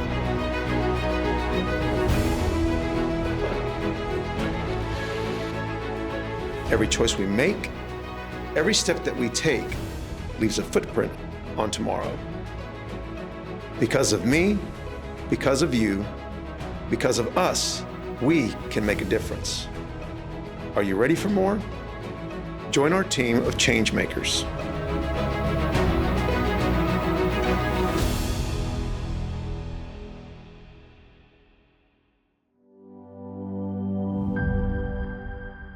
Hi, and welcome back to Halftime. I am joined for our week's interview by Letty Bernal, who is the Director of Student and School Support for Ector County ISD, a veteran educator, and you have done lots of good work through our Community Outreach Center through the years, which is the facility where our social workers are housed and do so many good things for our students and our families. And we're here today to talk about the Dropout Recovery Walk. We just finished a week of it, 3 different opportunities for kids who have dropped out to reconnect. Tell us a little bit about that. What is the Dropout Recovery Walk? How does it work, and what do you hope to accomplish when we do this each fall? The Dropout Recovery is an initiative by the district to reconnect with students that have left school without graduating. So we have a group of administrators, community volunteers that will go out into the community and find kids that have not come back to school. So it is our goal is to reconnect with them, visit with them, talk about what barriers they have that's preventing them to come back, and then address those barriers and help them reconnect with school and come back and graduate and finish their education. Yeah, and it's really good work. So explain it a little bit, almost walk me through it. What if I were a student who had dropped out and I reached out through the Dropout Recovery Walk, or I just contacted the Community Outreach Center? Kind of go through what would the process be with me trying to get back into school? So if we have a student that comes into our office that wants to come back to school, I let that student know that I want to hear and understand the reason that they left school. And once we talk about why they left school, then we work at removing those barriers, whether it's connecting them to community resources, see where they're at in their education, get them reconnected to the campus, and support them and ensure that we're going to be with them every step of the way. Very good. You've mentioned barriers a couple of times now. Mm-hmm. So what are really, that's the key to getting a student who has dropped out or really on the verge of dropping out back in, is removing some of those barriers that have kind of come up in the way of their achievement in their academics. What are some of the main barriers that you see as you work with students and families? There's lots of barriers that the students do encounter. It could be financial difficulties, family responsibilities. It could be due to illness, mental health issues, homelessness, inadequate support, and lack of basic needs. So we help students in our office with school supplies, uniforms. We do have a small food bank. We have social workers that are there that we can help reach out to the community and refer them to local agencies to give them more support. Very good. It's a lot. It's a lot. And Letty and her team and the whole group at the Community Outreach Center does this work day after day after day throughout the school year. Let's talk for just a minute about attendance, because sometimes attendance can be at the root of this as well. You know, there are barriers that create the problems with attendance, but why is regular attendance at school so important? So attendance is vital for the student to come to school every day because it ensures success. They will come to school to learn, grow, and succeed. Every day counts. We, through research, know that school is sequential. So if they miss school, they are missing vital curriculum. So math is a good example. So if they're missing a couple of days of school, they already are behind because math builds on each day. So once they get behind, then they start to struggle and they kind of roller coasters after that. So it's important for them to come to school every day. If a student misses at least 10% of the school year, that will cause them to possibly become behind and eventually drop out. So we count absences, excused and unexcused, as an absent. So an absent is an absent. And if they continue to miss more than these days, then it's harder for them. They get behind, they lose interest, and it could create issues down the road with them not being successful. And we've also, research shows that if they are chronically missing school by the 3rd grade, it could affect their reading, and that would be a problem for the kids because it just makes it harder for them. Sure, and so much development is in those early years as kids are starting school. So, and do you find that it sort of slips up on a lot of parents? Because you were talking about the days, a couple of days a month doesn't seem like a lot, but if you look at that as you stretch it over just in the first semester, you'll have missed 10 days of school. So by the end of the year, you're missing 20 or more days. It doesn't seem like a lot when you're in it, but it adds up very quickly, right? It adds up. And once a student misses more than 18 days, then they're in danger of losing credit or even being promoted. So it's real important that they come to school every day. All right. What's the one thing, if we have parents listening right now who have kids or family that is on that verge or is, have dropped out, what's the one thing you want them to know about the Community Outreach Center and the work you do? Well, one thing I'd like everyone to know is you're not alone. We're here to help you every step of the way. All you have to do is reach out to us. We have staff, we have on the campuses, lots of resources, lots of opportunities. All you have to do is reach out to us so we can help you. We can help you overcome any obstacles that you had and prepare you to come back to school and be successful. And the ultimate goal is to graduate. Absolutely. That's right. All right. Letty Bernal, Director of Student and School Support, thank you for joining us. This was really good. Good information, and thank you for the work on the Dropout Recovery Walk and everything you do throughout the year. Okay, thank you. Yeah. This is about tomorrow.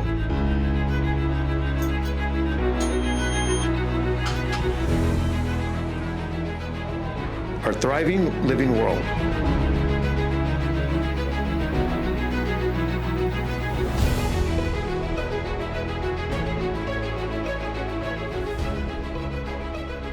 Look around.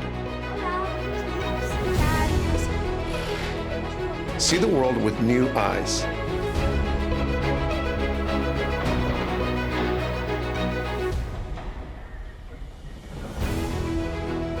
Realize our actions, the impact, and the size.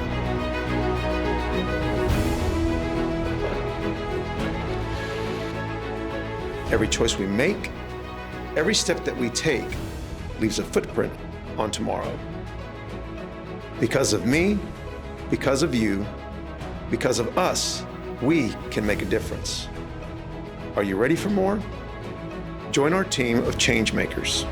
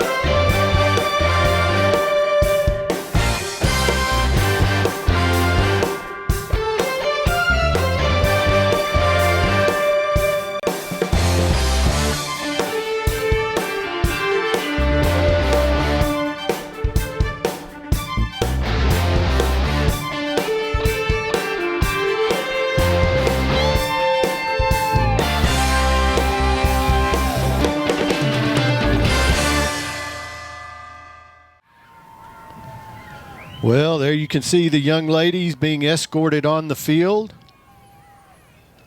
Our homecoming candidates for the Broncos tonight, vying to be the homecoming queen. And I will just introduce them as they're introduced on the field. There's our first candidate tonight. This is going to be Charlie Castillo.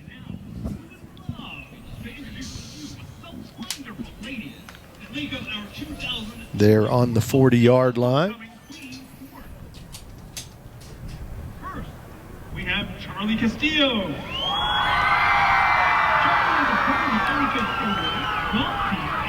I believe, looks like all the young ladies, hopefully the parents, out with them tonight.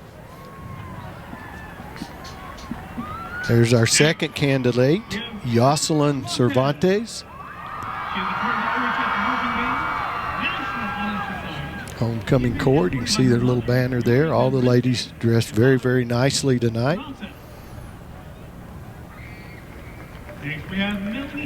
Next we have Melanie Jimenez. Melanie is a part of the OHS softball team, National Honor Society, and is a member of the Student Council. And is being escorted by her mother, Myrna Jimenez, and her father, Raul Jimenez. Escorted out by her parents as well. We have Rosa Ortega. Next is Rosa Ortega. Rosa is being escorted by her mother, Veronica Ortega, her father, Fabian Ortega, and With, between her parents there, you can see the band in the background. And next we have Sia Patel. And lastly tonight, Sia Patel, escorted as well by her parents. She's being escorted by her mother, Emma Patel, and her father, Sashi Patel. Let's have a huge round of applause for our So they're gonna, all the young ladies gonna get a good hand. And now we will have our winner. Our 2024 homecoming court queen the moment you have all been waiting for. is going to be Our 2024 homecoming queen by a 7-vote difference. said it was by a 7-vote difference, so very close in the voting. Melanie Jimenez. Melanie Jimenez. There you have it, folks. Our 2024 Odessa High School Bronco homecoming queen. Congratulations to Melanie and all the young ladies tonight. Very beautiful, dressed very well. And honored just to be selected on that. Uh-oh, there went the tiara. Yep. There she got it back. Yep. Melanie Jimenez, your Bronco homecoming queen. Our homecoming king and queen. And there's the king giving her a hug as well. And unfortunately, we did not get his name. So if we can come up with that before we get to the second half, we will definitely let you know. Got the strobe lights going tonight out at the stadium. Those are pretty sharp, aren't they? Pretty cool when they do that.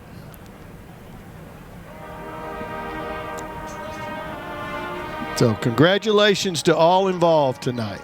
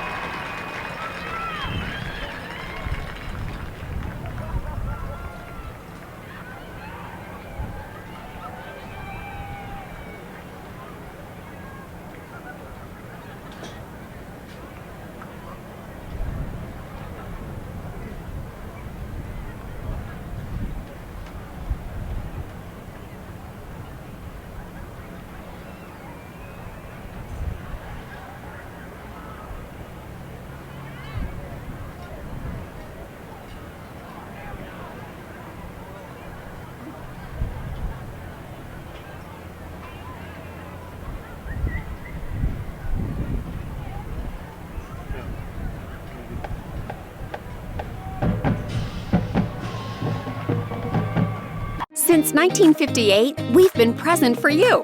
We appreciate our community and care about West Texans. That's why we're celebrating our love for this amazing community with a spectacular giveaway. From August 1st to December 6th, you can stop by one of our branches or find us at an event in the Midland, Odessa community to receive a special scratch-off card. There's a number of presents for you, including our grand prize, a 2-year lease on a 2024 Cadillac XT or $7,500 cash. Other prizes include a free car wash, oil change, and Complex community merchandise. At Complex Community Federal Credit Union, we're all about taking care of you and giving back with heartfelt generosity. So don't wait. Visit ccfcupresentforyou.com for details and official rules. No purchase necessary. Participants must be at least 18 years of age to qualify. Void where prohibited. All federal, state, and local laws apply. Welcome back. You see the red and white faithful there at the Ratliff Stadium. Welcome back to our Trans Global Production High School Football Game of the Week. Once again, congratulations to the Odessa High School Homecoming Court.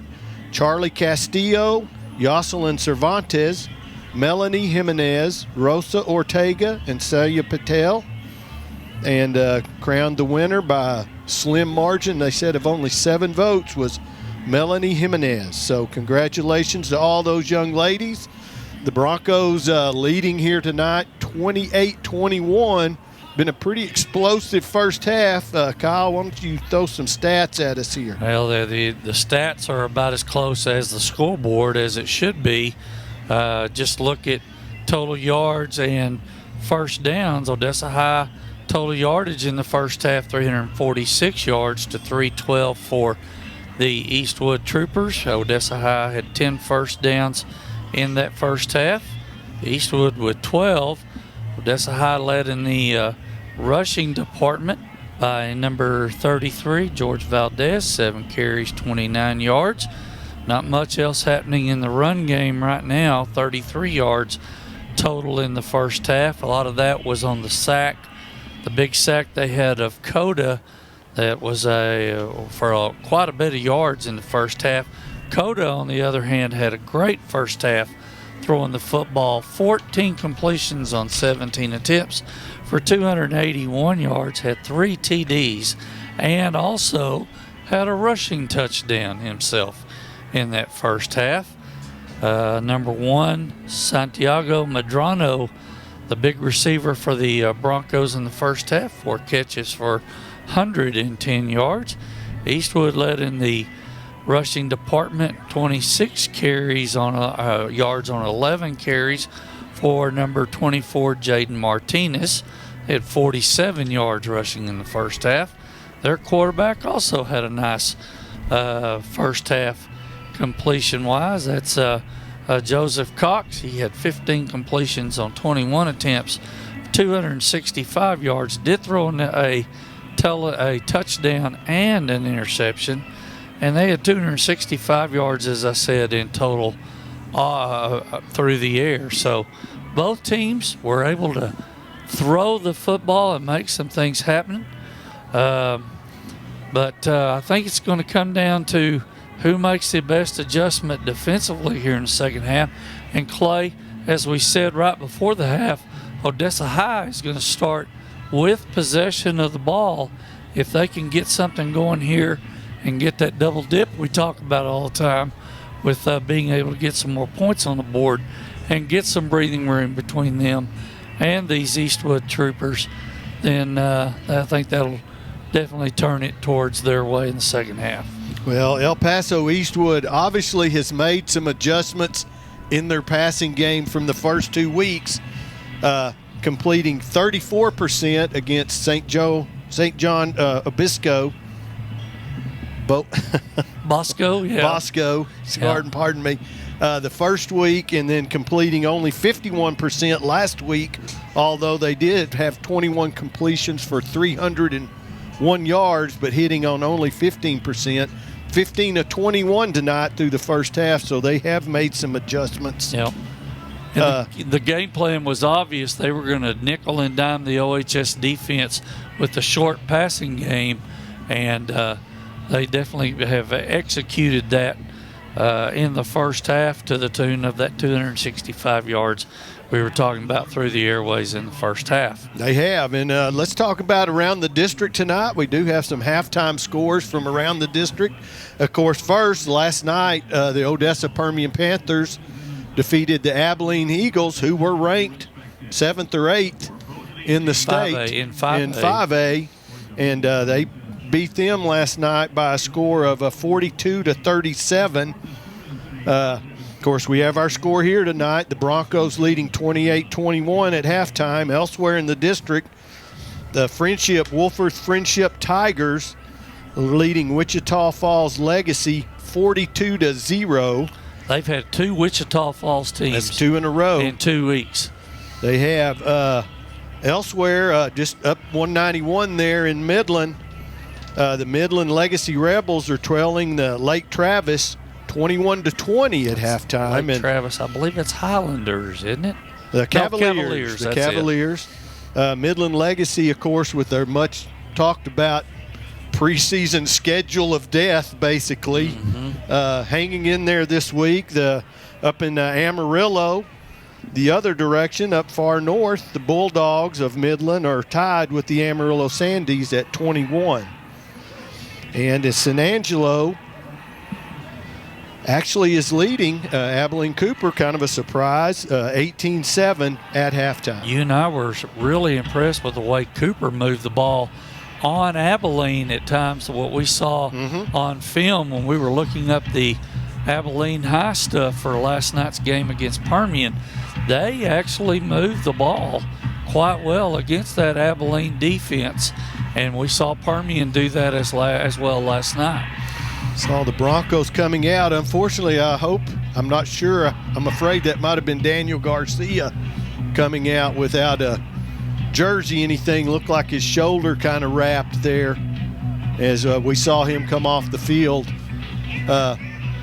favoring that, earlier in the first half. So maybe looking at Martin Alva here in the whole second half. They were walking him toward the locker room as that first half was going down, and I'm sure that might have been for some precautionary measures as well. We can definitely hope that. He's still here, and he's going to be on the sideline, so that's definitely a good sign. Just going to make sure he's healthy when the district schedule comes around. Yep, and that's not too far down the road. A couple more weeks after tonight. We'll have 2 weeks of still non-district action. I believe we got a doubleheader next week out here on Thursday and Friday. We do. That's the Broncos and Lubbock Monterey Plainsmen on Thursday night. That should be live on KWWT 30 for those of you that are watching on the app around the world. That'll be on Thursday night, and then Friday night, the next night, we've got 2 old playoff fools coming together again with the Permian Panthers and the Amarillo Tascosa Rebels next Friday night. So exciting as always. Be sure to tune in with us as Trans Global Productions. Joy putting on these ball games for you each and every week during the high school football season. Oh, the red flags, the red lights are out, and looks a little bit weird out here right now. Yeah, but the Broncos are fixing to make their appearance out here for the second half. As they get ready, you're right. Look at that little posing right there. Got some pictures going on. Yeah, so that might be for the yearbook staff. Everybody's trying to get in the front and I'm going to see myself in the yearbook. Yeah, let me flex here. Let me flex. Yeah. The Broncos with a very exciting first half, 281 yards for passing for the Broncos in that first half. The Troopers have given up 417 yards the first week and then 317 yards last week through the air. And here come the Broncos. So we will be back to start the second half with you right after this.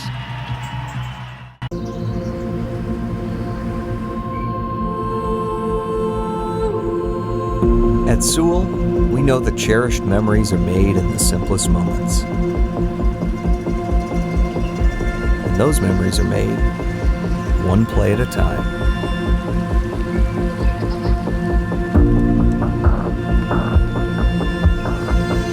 Sewell, where unforgettable moments begin. Welcome to Rose's Cafe, where every meal is a celebration meant to be shared. Go ahead, pull together tables for any size group. Because at Rose's, we believe that everyone deserves a seat at our table. So come together, share the joy, and experience authentic Mexican food at its finest as you create memorable moments in our comfortable, colorful dining room. After all, life is better with Rose's Cafe.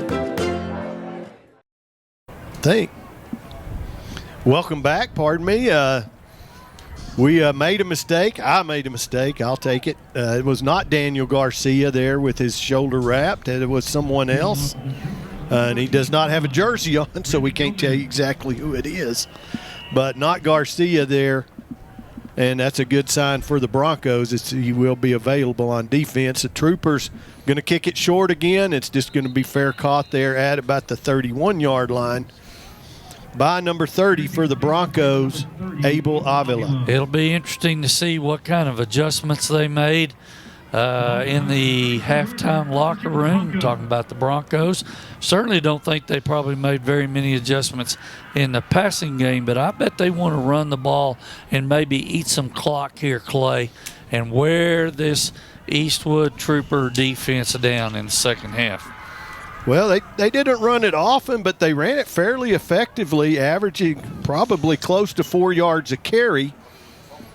So other than the turnover, as we got somebody that forgot we had the ball there checking into the ball game. Yep. But he's ready and set to go. The Broncos, 2 receivers at the bottom, and the flag's going to come out, and it's going to be a false start. Yep. A dead ball, false start. On the offense, number 84, 5-yard penalty. repeat first down. That's Albert Cortez, our head referee. Jeff Ray is the umpire. Eddie Rentas, the line judge. The head linesman is Michael Booker. The back judge, Dwayne Nall. The side judge, Adam Dunlap. And the field judge, Miguel Martinez. This is a Permian Basin chapter officiating crew.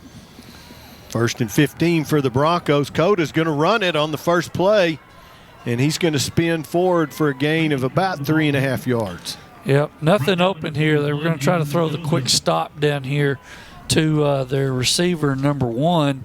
That's Santiago Medrano that had the big first half statistically for the Broncos. They had that covered up, so Coda just decided to use his feet to get what he could, part of that 5-yard penalty back.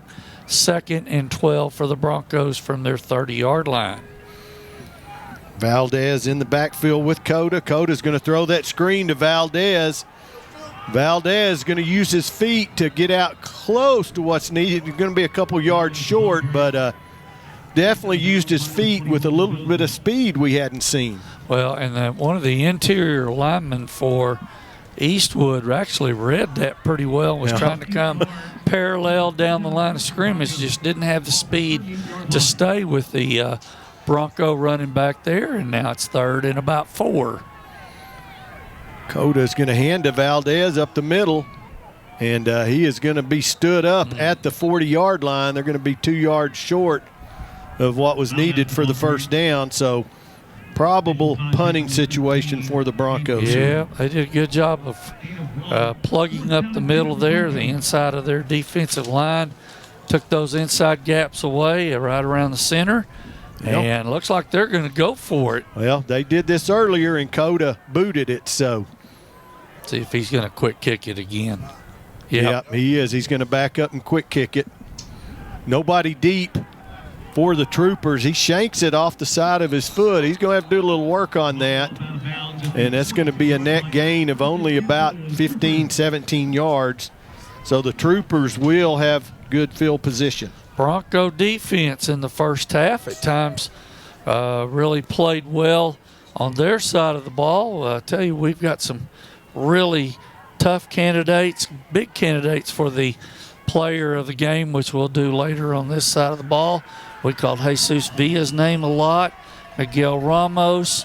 We talked about Landon Wilkerson. And Dominic Taylor. So they're going to take off running there. Yep.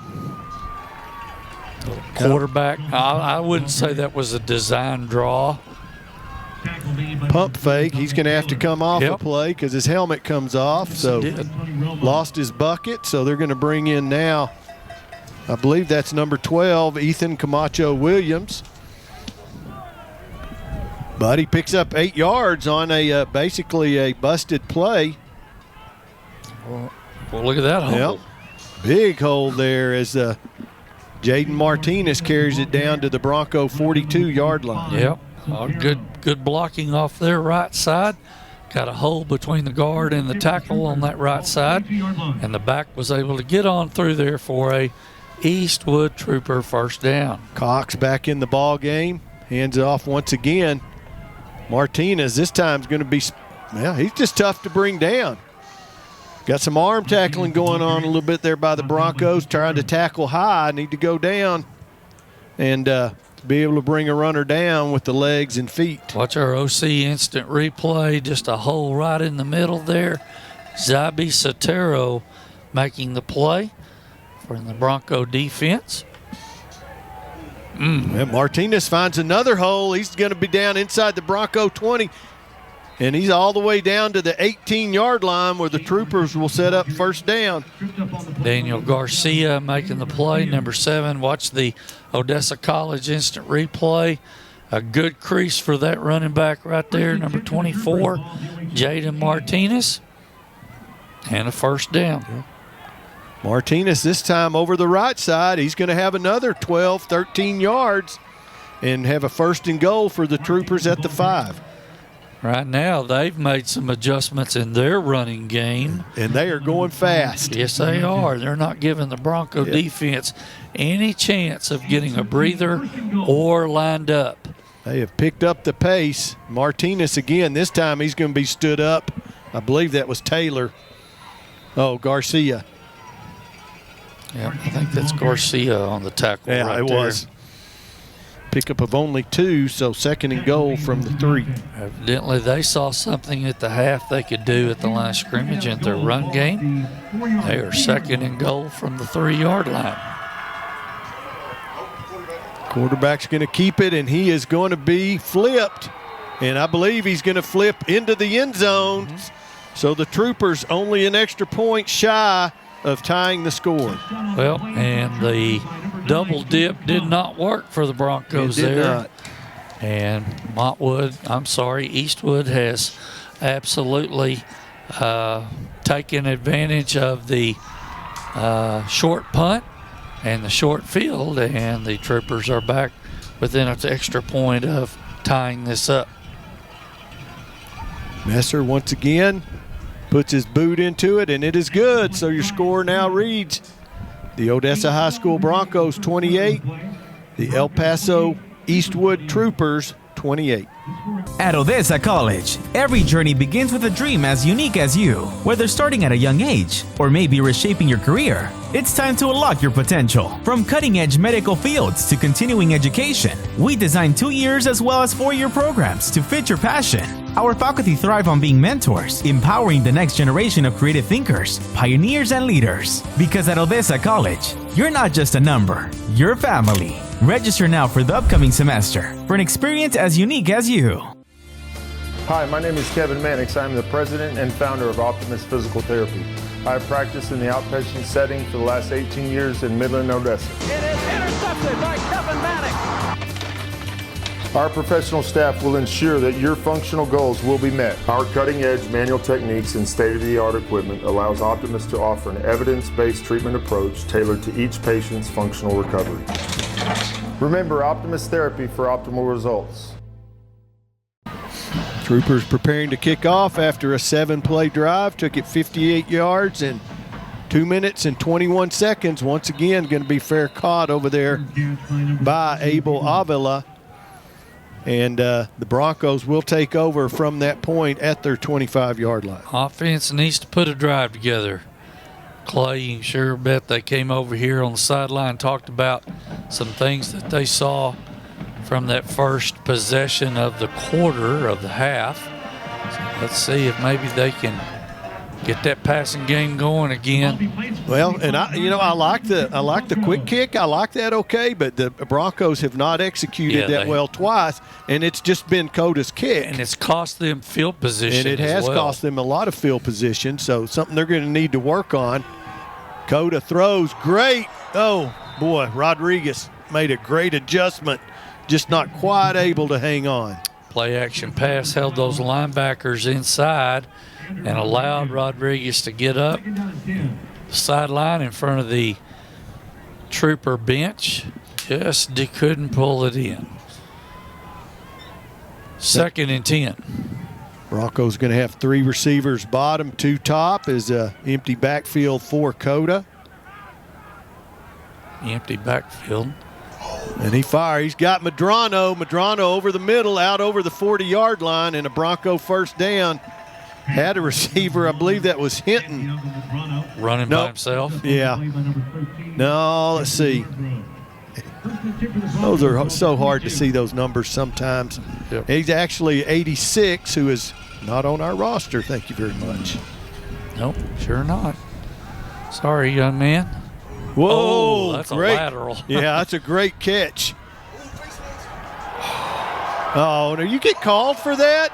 I think he's going to get called for that, Clay. I do. I believe that's going to be. There's another flag there at the end of the play, so that may all be for naught. Wow. Yeah. So there's more than one penalty. Great stiff arm. We saw the stiff arm last night from the running back Permian. Now Valdez showing off his guns on the stiff arm. Man, they must have been watching some, I said this last night, they must have been watching some old Earl Campbell videos. I tell you what. As these 2 backs, the one last night and the one tonight, they just put that thing out there and get away from me. They are. Almost. Well, I mean, he grabbed a handful of jersey and flung one kid. So face mask. Number 23 defense, 15 yards, automatic. Oh, they picked the other flag up, Yes, I guess. They did. I guess so. So, wow. So you're going to tack on to the you're going to tack on 15 to what he already picked up. So he picked up down to like the, what was it, around the 43. So that's going to put it on 28. Yep. 27. So he was down to the 42. And then add 15 on top of that. So 16-yard gain for Valdez. And the 15-yard penalty setting the Broncos up 1st and 10 at the Trooper 27. Big mistake by the Troopers there. See if Valdez they can finish this off, finish the drive off.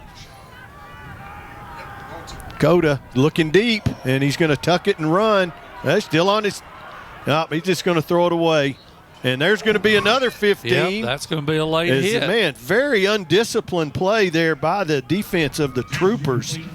Personal foul, late hit out of bounds. Number 10 defense, 15 yards, automatic first down. Albert Half distance Cortez. to the go. Albert Cortez, our head referee, with the call there. Jonathan Hernandez with a not smart football play there in front of the world and the Odessa High bench. You go after somebody out of bounds. From their side. Yeah. Yeah, they got a lot of help with that call. And it was totally unnecessary. Go empty here? Nope. And I have a back off to the left. So that's going to put them down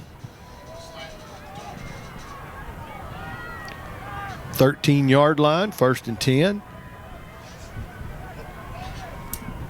Coda now has time on the play clock.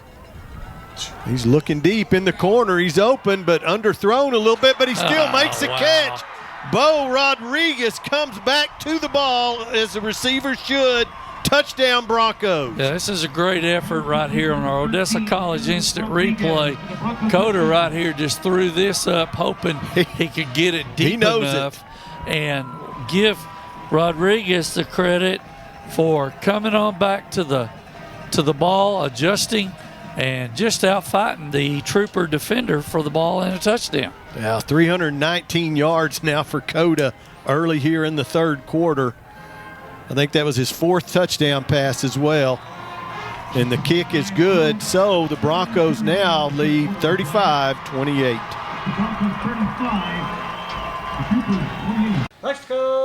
The Texas oil boom has returned, and Rexco Poly Fittings is your Lone Star choice in polyethylene, steel, and brass needs with a wide variety to choose from. Locally owned and operated in the Permian Basin since 1982, Rexco's experienced staff will help you get the right fittings and valves to help you get the job done. Go to RexcoPoly.com. Rexco, your poly supply company located in Midland and Odessa. Let's go! Wake up to great value with breakfast combo meals now at Taco Villa. Whether you choose mouth-watering biscuits and gravy, hash browns, and a 12-ounce coffee for only $3.99, or your choice of breakfast taco, golden hash brown with a 12-ounce coffee for $4.99, or your favorite breakfast burrito, hash brown, and a piping hot 12-ounce coffee for just $5.99. Breakfast at Taco Villa sounds good to me. Well, our Transglobal production crew, thanks you guys for being with us tonight. The Broncos with a 5-play drive, aided by a couple of bad penalties for the Troopers, take it 75 yards, only 1 minute and 9 seconds, and now lead 35-28. As Munoz puts the boot into it, it's going to be taken there just inside the 20, going to be returned out to around the 35-yard line where the Troopers will set up shop. See if that Odessa High defense can get 3 and out, get off the field, get it back to that offense. Turnover would be really good right now. Well, Troopers have been prone to that all year. I think they had turned it over 9 times in the first 2 ball games. That's 6 in the first. Turned it over 3 times, in the first half tonight? So Now they're going back to the short passing game, and it's going to be complete out to midfield there. And a first down as Pinizola makes the catch. And actually just over into Bronco territory. Here's that quick no-huddle offense again. Going to hand it off this time. The other running back in the ball game, Shavira, for the Troopers, and he's going to pop 11 yards and another first down. They're gashing the So, yeah, 2 plays, and they're already knocking on the door down here. They've got a big offensive line. Well, and this young man, Shavira, just bulls his way forward. Yes, he does. Looks a little bit. Their helmet's off. Jacob Pornon on the tackle for number 19. Watch our Odessa College instant replay. That man just keeps his feet going. Yeah, he reminded me a little bit. This is an oldie but a goodie. Don Nottingham, who was a little bowling ball running back for the Colts back in the early 70s. Yep. So first and 10 for the Troopers, and the quarterback Cox is going to keep it this way. Man, big collision there. Villa actually trying to pull the ball loose, not able to do it, but still that's going to be a gain of 7 on first down. Yep, that's the zone read by the quarterback right there, reading the defensive end on this near side. Came down, trying to take that running back dive away, and when he saw that, pulled the ball and went around left and got about 7 yards. This time he's going to throw it quickly once again, and it's going to be a first down to the 15-yard line. Quick stop from the slot receiver up on the top side of the field, far side of the field, I should say, and they get a first down to the 15-yard line.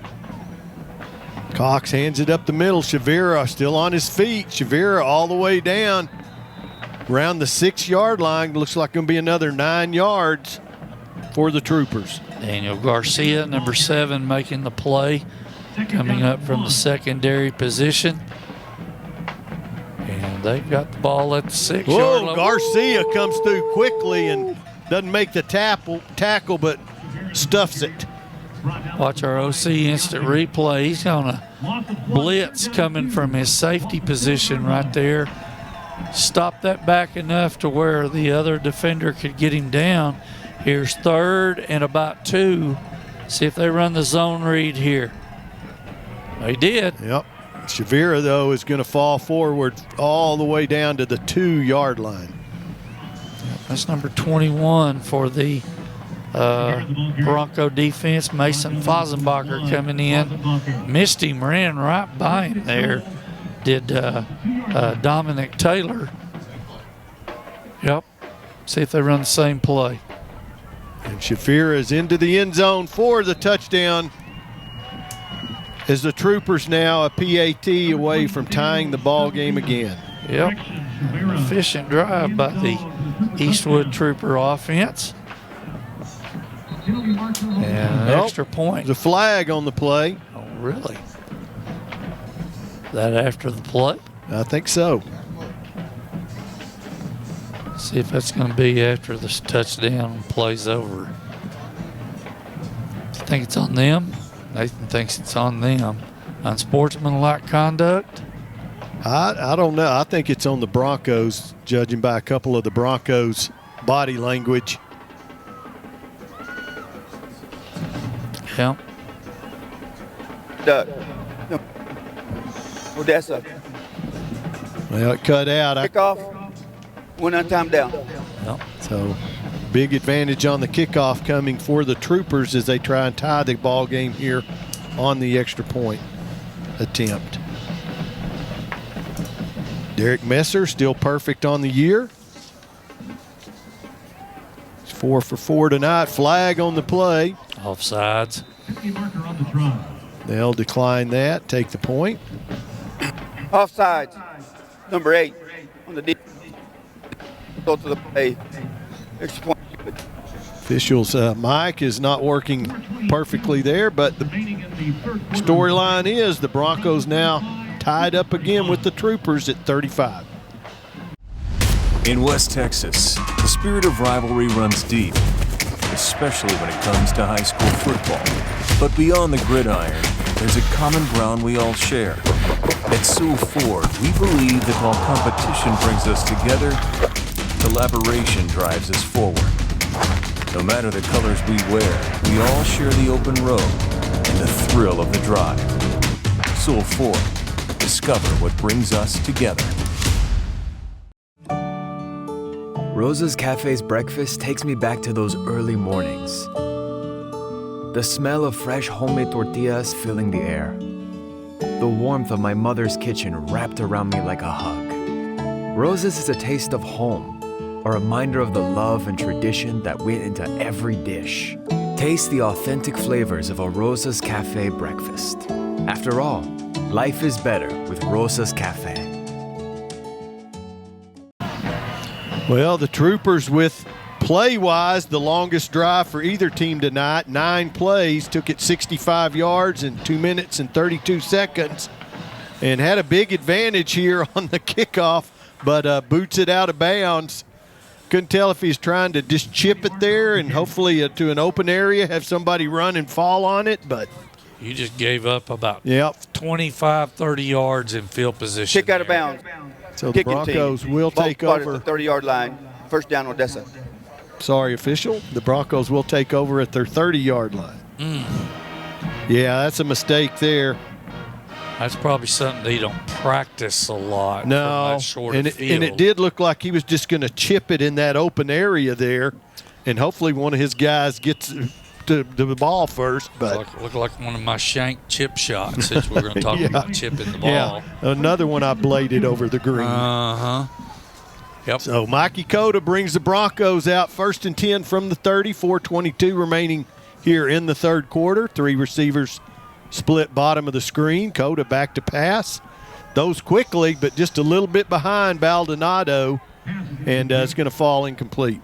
Good defense. He had somebody right in his face as he got ready to throw that ball. Yeah, I think the linebacker, one of the middle backers, blitzed, and he came through pretty much untouched. Yep. 2nd and 10 from the 30.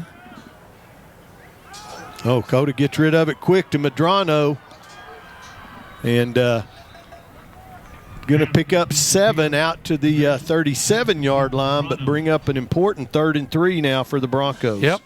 A little quick pass out here on the screen.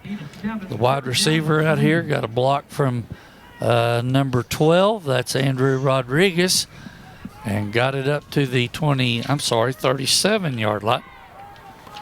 Hadn't seen Cota do much with his feet here the last couple of series. Yeah, not in this half for sure. And something he likes to take advantage of. The Broncos are going to call a timeout. Out. At Odessa College, every journey begins with a dream as unique as you. Whether starting at a young age or maybe reshaping your career, it's time to unlock your potential. From cutting-edge medical fields to continuing education, we design 2 years as well as 4-year programs to fit your passion.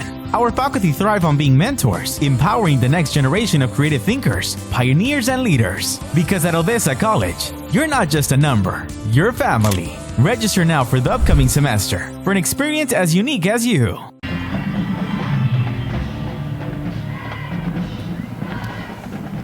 So we're talking here about what the call play might be. Play action, I think, would maybe be a good option here. Put the ball in Coda's hands and let him decide what the outcome is. Right. That might even be with his feet.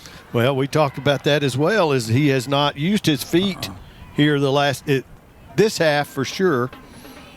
Nope. And you want to try and keep the ball in the hands of your best players, and Coda's certainly one of those there. Yeah, offensively, for sure. Little confusion coming out in the set here. Empty backfield. Medrano in motion. Now he's coming back, and they snap the ball off his leg, and unfortunately the Troopers are going to recover as the snap hits the motion man in the leg, so a miscommunication on timing, and the Troopers will take over at the Bronco 36. Yep, that's misfortunate, and we've talked about that a little bit tonight too, of calling timeouts and then coming out of those timeouts and not really knowing what you wanted to do with the ball. That looked very disorganized right there for the Broncos. Well, big break now for the Troopers as they look to, they're licking their chops, looking to take the lead here. The handoff's going to be up the middle for a short gain of only 2.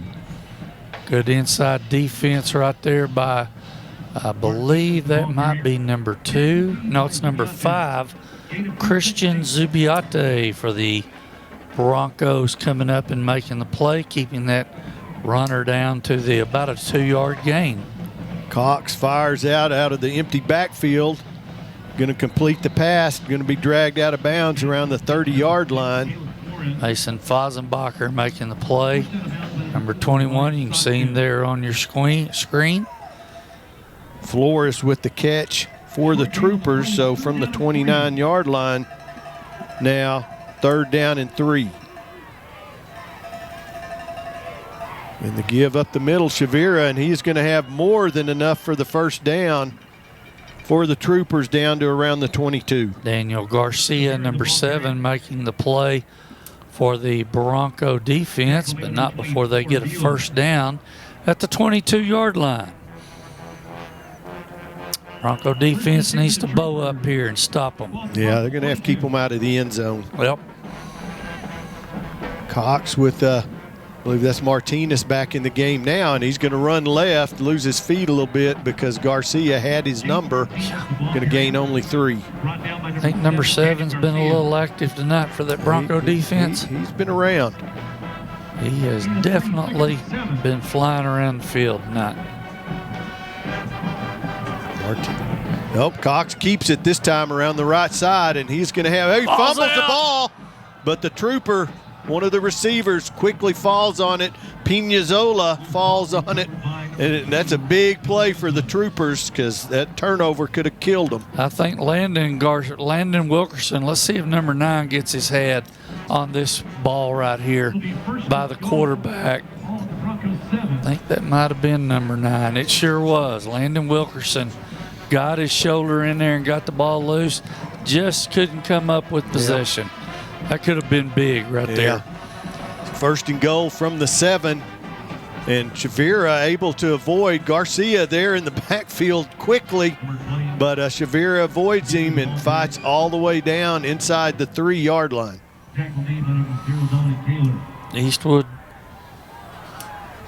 offensive line is just moving that front wall. They have taken control this half.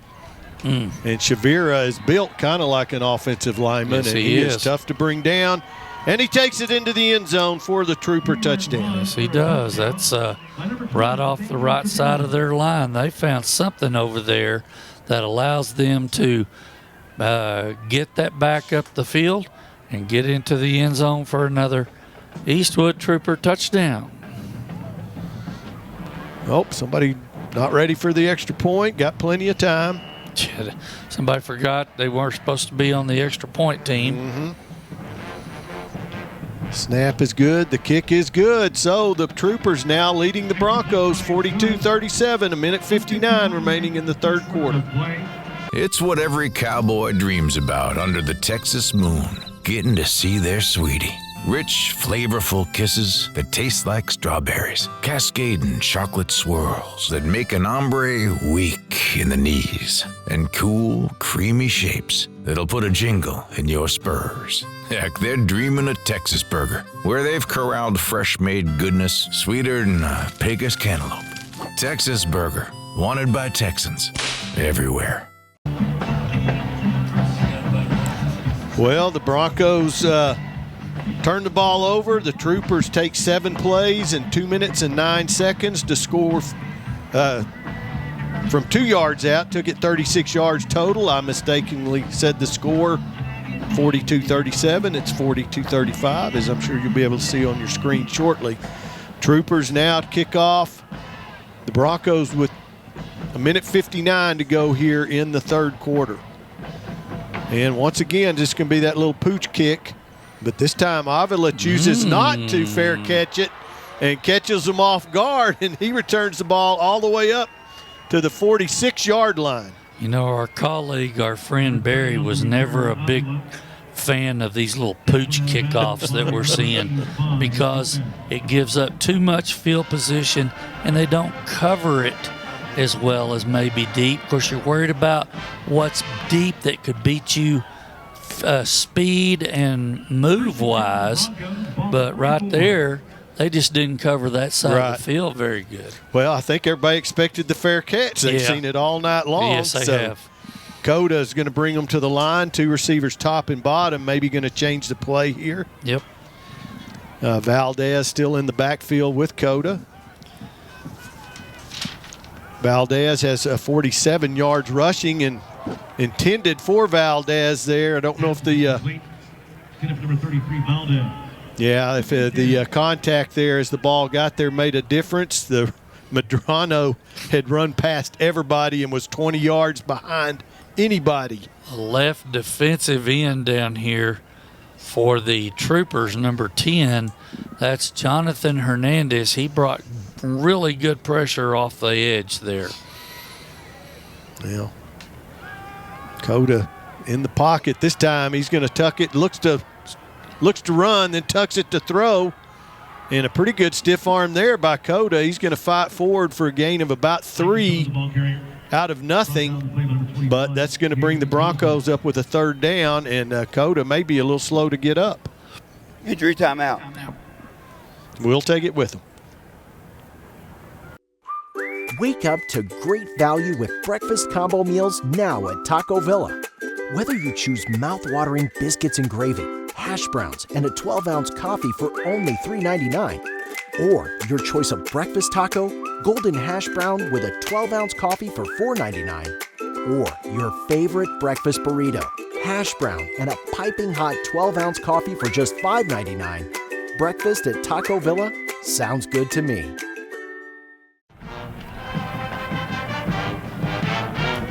Well, as we come back, Coda is still being attended to by the trainer. It looked like they're messing with a finger or his hand. Or wrist, Or maybe his wrist. But anyway, a big 3rd down and 7 for the Broncos. And Coda will have to come out for a play. So looks like Andrew Rodriguez is going to line up as the quarterback, but the time is going to run out. The Broncos call timeout before they look like they're going to take the delay a game. So once again, we'll let them talk about it, and we'll be back.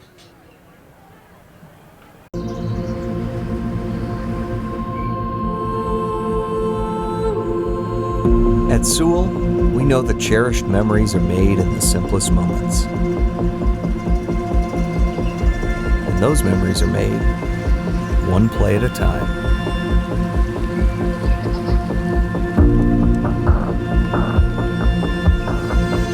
Sewell, where unforgettable moments begin.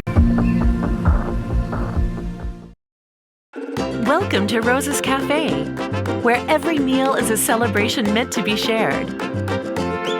Go ahead, pull together tables for any size group. Because at Rose's, we believe that everyone deserves a seat at our table. So come together, share the joy, and experience authentic Mexican food at its finest as you create memorable moments in our comfortable, colorful dining room. After all, life is better with Rose's Cafe. So Andrew Rodriguez in the backfield. He looks to throw. He's going to scramble. He does throw. He's got Baldonado. Baldonado makes the catch. He is down inside the 15-yard line before he's forced out of bounds. So Andrew Rodriguez comes in and is 1 for 1. Watch our OC instant replay there. He's just keeping the play open as long as he can and going, and then sees Baldonado right up the sideline here. Gets him by. How about that for your first throw in the ball game, Clay? 44 yards on that pass and catch. Actually, it wasn't Rodriguez's first throw. First drive, remember? He threw a ball. Right. So yep. Valdez is going to fight down inside the 10, down to the 8 for a gain of 5. Yep. You were right. I forgot about that. I had too, and Nathan pointed that out. He started holding up 2 fingers, and I was like, peace, buddy, yeah. But then he said, no, that's his second throw. I was like, oh. Yeah. So he was already loose. This time he's going to keep it, has the option to throw, but nobody there, still on his feet and going the wrong way. Does throw it, but that is a mistake right there, as that ball is going to be picked off at the 1 yard line, or they're may call it a. Are you going to call him down? Nope. That's going to be a turnover. Yep. Yeah, he'll see that one because he thought that guy he was throwing to was open in the end zone, just didn't see the defender coming from the middle of the field, stepped in front and made that play.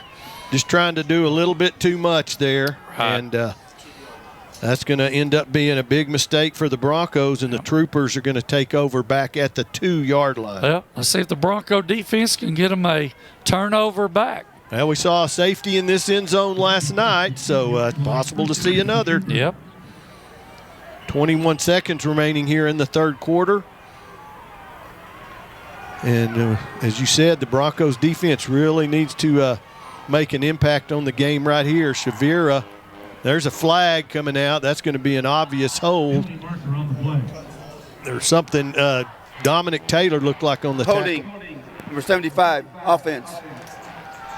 Have this to the goal. Repeat, first down. Dominic Taylor did a good job of keeping control of his gap right there. Might have been in the hold on him as well. That's going to go half the distance just inside the 1 yard line. So the Broncos they might let the clock run here. I think they will probably let the clock go and do it from the other end zone. Leading by 7, they're the El Paso Eastwood Troopers over the Odessa High Broncos. We'll be back. End of the third quarter. Rexco! The Texas oil boom has returned, and Rexco Poly Fittings is your Lone Star choice in polyethylene, steel, and brass needs with a wide variety to choose from. Locally owned and operated in the Permian Basin since 1982, Rexco's experienced staff will help you get the right fittings and valves to help you get the job done. Go to RexcoPoly.com. Rexco, your poly supply company located in Midland and Odessa. Rexco! Wake up to great value with breakfast combo meals now at Taco Villa. Whether you choose mouth-watering biscuits and gravy, hash browns, and a 12-ounce coffee for only $3.99, or your choice of breakfast taco, golden hash brown with a 12-ounce coffee for $4.99, or your favorite breakfast burrito, hash brown, and a piping hot 12-ounce coffee for just $5.99. Breakfast at Taco Villa sounds good to me. Well, welcome back to our Trans Global Productions High School Football Game of the Week. That's the fourth quarter beginning now. The Broncos trailing by 7, 42-35. Have the Troopers of El Paso Eastwood pinned back on their own 1 yard line, 1st and 11 after a holding call. 1 yard line. So Bronco defense, what we talked about, need to make a big impact on the game right here. See if they bring a run blitz here. No. Oh, my goodness. Free play. Yeah, I think they've blown it dead. Oh, procedure. It's going to be on them. Wow. So you can't go much further back. Yeah. Yeah. Dead ball. False start on the offense. Have this. Still first down. Boy, that Eastwood coach is not happy with that receiver. He used to tell ours, all you got to do is watch the ball. You don't even have to know the snap count.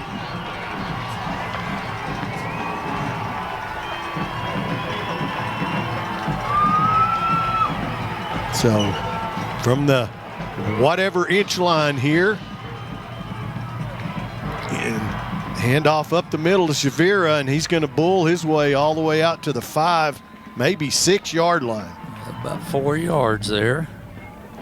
Whole host of Broncos coming off the bottom there. Number 5 for the Bronco defense. That's Christian Zubiate coming up to make the play. Second down and 7, ball to 5. Yep. Turnover would be great.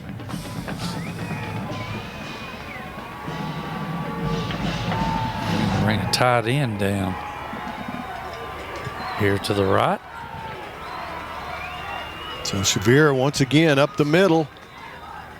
Good tackle. They're going to get him down about the 8-yard line, so that's going to bring up now 3rd and 4. Broncos can hold here. They're going to come away with some pretty good field position. Jacob Bornon making the play from the left defensive end position there.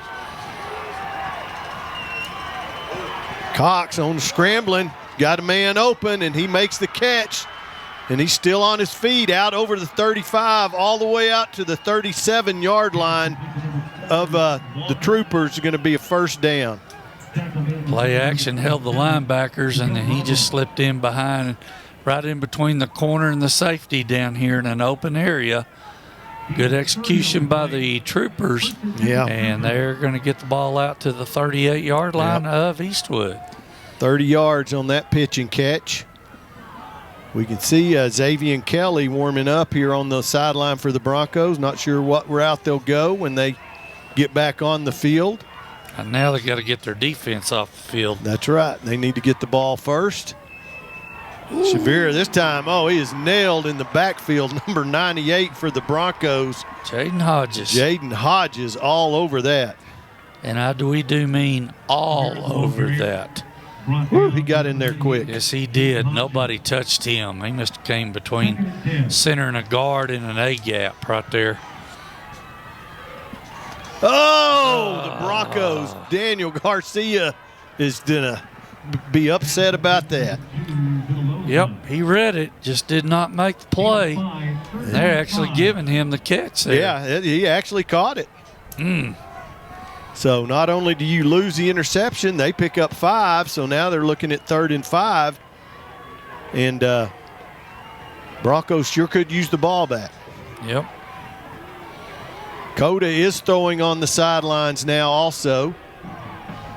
So that's good to see. Looks like he's throwing pretty good, too. Yeah. Might have just been a stinger of some kind. Look at there. Bronco defense stands up. Shavira is going to pick up 2, but that's going to bring a 4th and 3 and probable punting situation. We shall see. At 98, Jaden Hodges got back in that backfield again. Gain of 2, 4th down and 3. And Daniel Garcia finished it off for the Bronco defense. 4th. And I can't imagine them even going for this here. I'm wondering if they're just going to let the clock tick down and then they're going to call their timeout or take the 5. Well, I don't know if I'd take the 5 here because it's going to be a field position game. Yeah, and there's the timeout. We'll take it with them and see what they do when we come back. Timeout. Hi, my name is Kevin Mannix. I'm the president and founder of Optimus Physical Therapy. I have practiced in the outpatient setting for the last 18 years in Midland, Odessa. It is intercepted by Kevin Mannix. Our professional staff will ensure that your functional goals will be met. Our cutting-edge manual techniques and state-of-the-art equipment allows Optimus to offer an evidence-based treatment approach tailored to each patient's functional recovery. Remember, Optimus Therapy for optimal results. Taco Villa combo meals are a great value, and now we have 3 delicious new ways to save on lunch and dinner.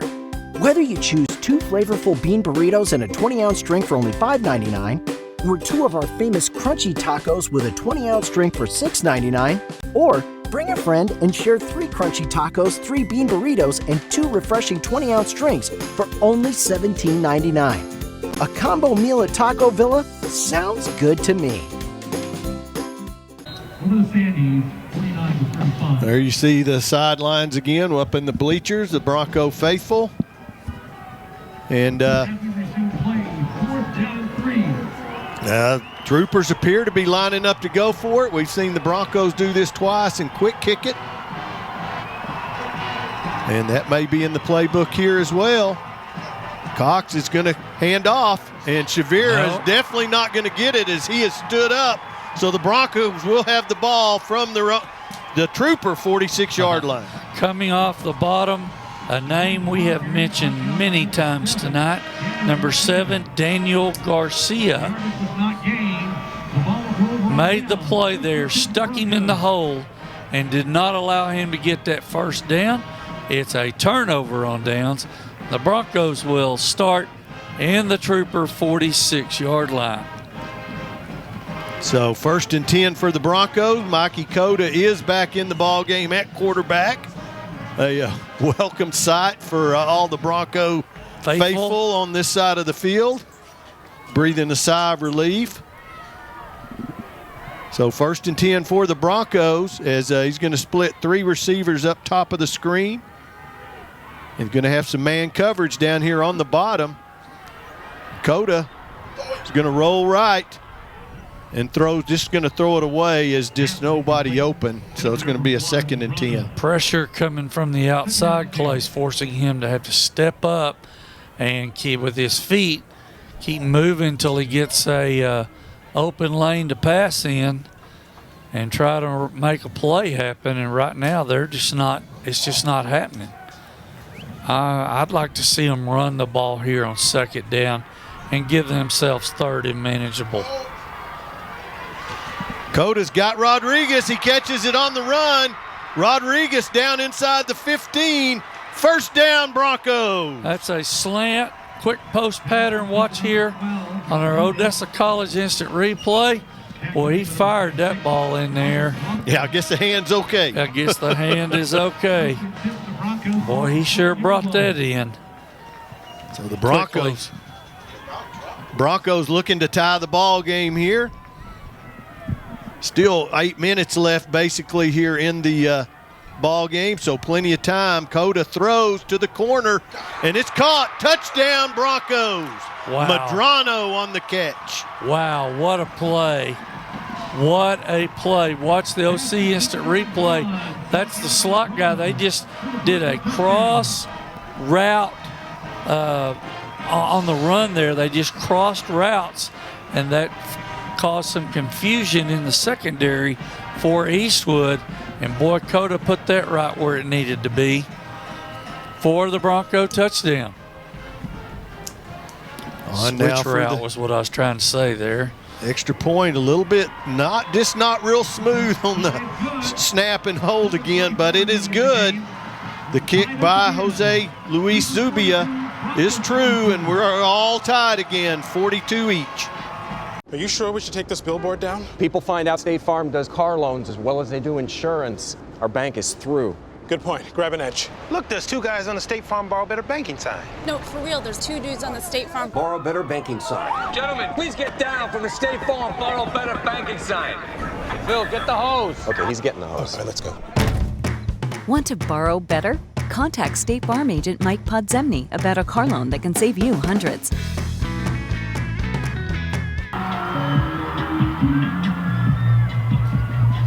So the Broncos ready to kick off after they tie this ball game, take it in after they stop the Troopers on downs and tie the ball game up. And Mikey Cota coming back healthy may have given this team a little bit of juice. 372 yards, 20 of 27 for Cota right now. 5 touchdowns, excuse me. Wow. That was his 5th. And he ran the other one in. Yeah. So he's accounted for 6 touchdowns, all of them tonight. Okay, I'm not sure who I'm going to pick for MVP of the game on the offensive side yet. We'll wait and see. Twist your arm, buddy. Don't think so. Kicks the ball, is going to be taken there at the 7-yard line. Still on his feet all the way out over the 35. Looked like maybe Dominic Taylor coming up and making the tackle for the Broncos. Yep, playing on that Bronco kickoff special teams. Now it's going to come down to what defense can make the stop. So on the 37-yard line, they're going to mark it. 7:36 left in the game. Tied up at 42. Bronco defense needs to get off the field here. 3 and out. Or a turnover. Cox is going to swing it out quickly out here to Pinazzola, and he is going to be held to a short gain of maybe they're going to give him progress out to about the 39.5-yard line. That's number 8 making the initial play. Arath Benavides. First time we've called his name tonight. playing for the Broncos in the secondary. Line up on the slot receiver now up to the far side of the field. Made the play there, read it well. So 2nd and 7 for the Troopers. And they're going to put it up in there again, and they're going to throw a quick stop route. And he's not able to hang on as the ball hit him in the bad place, as we say, right in the hands. Walker not able to make that catch, although he's made plenty tonight.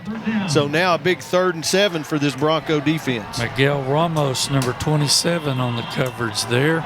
This is a big 3rd down play right here. A little bit loud on this side of the field right now. Cox back to pass. He's going to throw again to Walker, and it is wide. It's going to be incomplete. So now 4th and 7 from the 40, and the Troopers probably going to bring the punt team on this time for sure, as we have a young man down, so we'll take a break. Rosa's Cafe's breakfast takes me back to those early mornings. The smell of fresh homemade tortillas filling the air. The warmth of my mother's kitchen wrapped around me like a hug. Rosa's is a taste of home, a reminder of the love and tradition that went into every dish. Taste the authentic flavors of a Rosa's Cafe breakfast. After all, life is better with Rosa's Cafe. At Odessa College, every journey begins with a dream as unique as you. Whether starting at a young age or maybe reshaping your career, it's time to unlock your potential. From cutting-edge medical fields to continuing education, we design 2 years as well as 4-year programs to fit your passion. Our faculty thrive on being mentors, empowering the next generation of creative thinkers, pioneers, and leaders. Because at Odessa College, you're not just a number, you're family. Register now for the upcoming semester for an experience as unique as you. The Bronco defense stands tall, and the Troopers bring out the punt team. And only 6:52 remaining in the ball game, all square at 42. Medrano deep for the Broncos. And once again, it's an end-over-end kick, but it is going to go out of bounds down. Well, they're going to down it actually at the Bronco 22-yard line. Mikey Cota will lead the offense onto the field from that point. Yep, and the Bronco defense did their job there, as you said, got themselves off the field with a good defensive stop. Now the offense needs to go down and punch this into the end zone and get that lead back. We are at 6:38 left in the ball game. Broncos only have 1 timeout left in their back pocket. Troopers have 2 on theirs.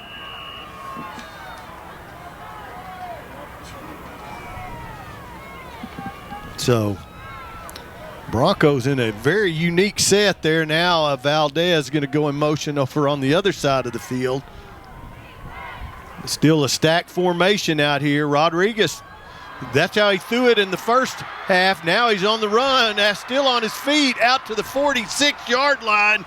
Big play, 23 yards or 22 yards for the Broncos. A little trickery there by the Broncos. Had 3 guys out here. One of them lined up really deep in the backfield, tossed it out here like we saw in the first half, and did another little double pass there, Clay. Yep. And got the ball up to the 46. I think I finally settled on 24 yards on that. Did you? And it probably a run actually on that, not a pass. Well, I don't think so. I think it was a lateral. Yeah. I think that will actually be officially a running play, yes, but it's a lateral. Because it was a lateral. First down, the Broncos get the ball now into Trooper territory at the 49-yard line. As we argue over something inconsequential. Pass intended for Bo Rodriguez, but a good recovery out there by the defensive back, Jude Walker. Yeah, Coda's going to probably see this one and say, if I just put a little air under that ball, it gets where it needs to be. Well, the hard thing about that is now you're sitting at a 3rd down and 5. Right. And this might be 2 down territory here, too. It's possible, but, man, at a tie score, you would sure rather pin them back than have them going from midfield. Depends what you get here on 3rd down. Go to 3 receivers up top. Snap a little low, but he able to come up with it. Now on the run. Flag on the play over here. Pass is complete. Penalty marker on the play. Yep, penalty marker is probably going to be holding, I believe, here. I don't know. That was if it was, he called it way after it happened because where he threw the flag, there was only red jerseys. I thought maybe it was somebody downfield too early, but holding.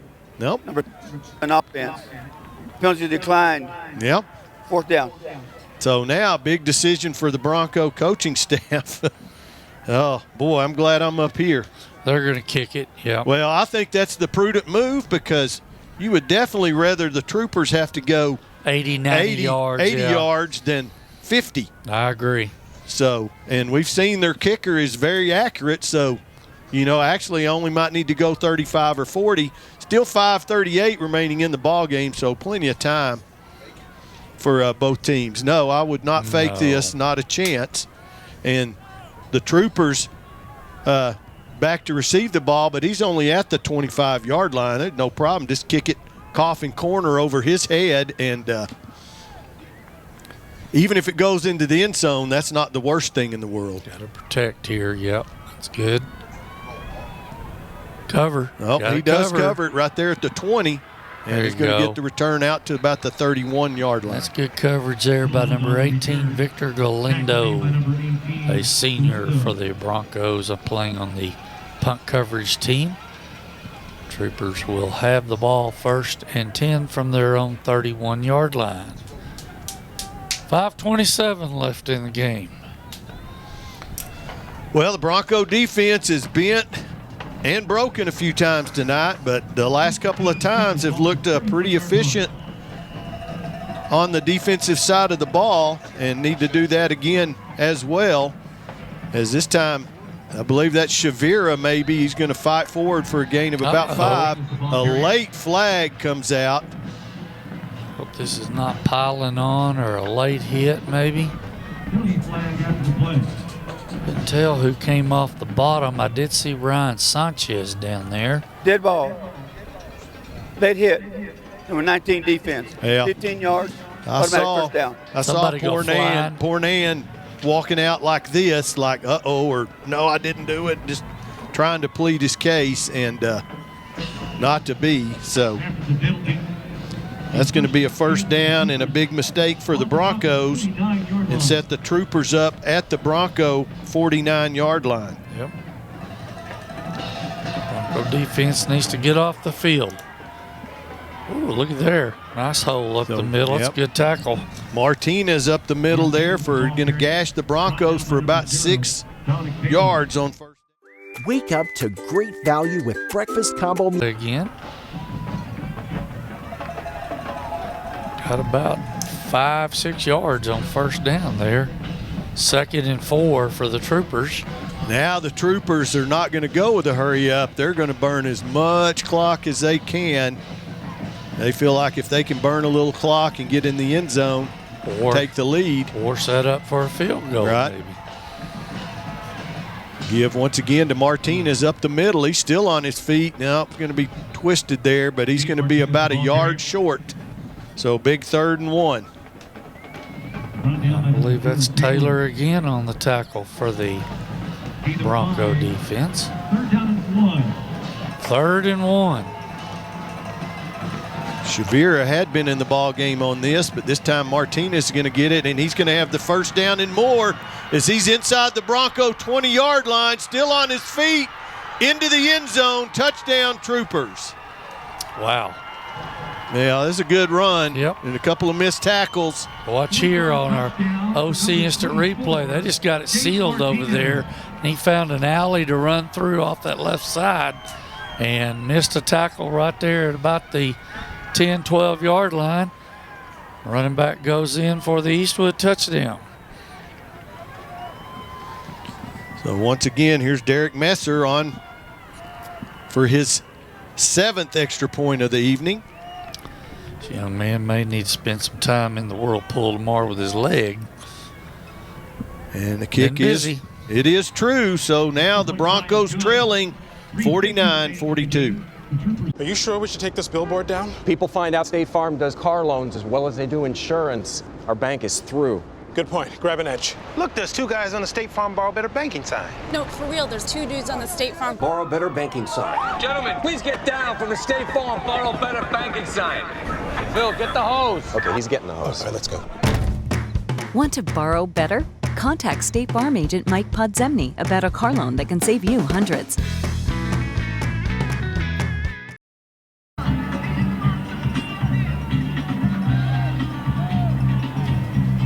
Well, the Troopers with a 4-play drive took it 69 yards, aided by a Bronco penalty. Took them only a minute 37 as Martinez runs it in from 40 yards out.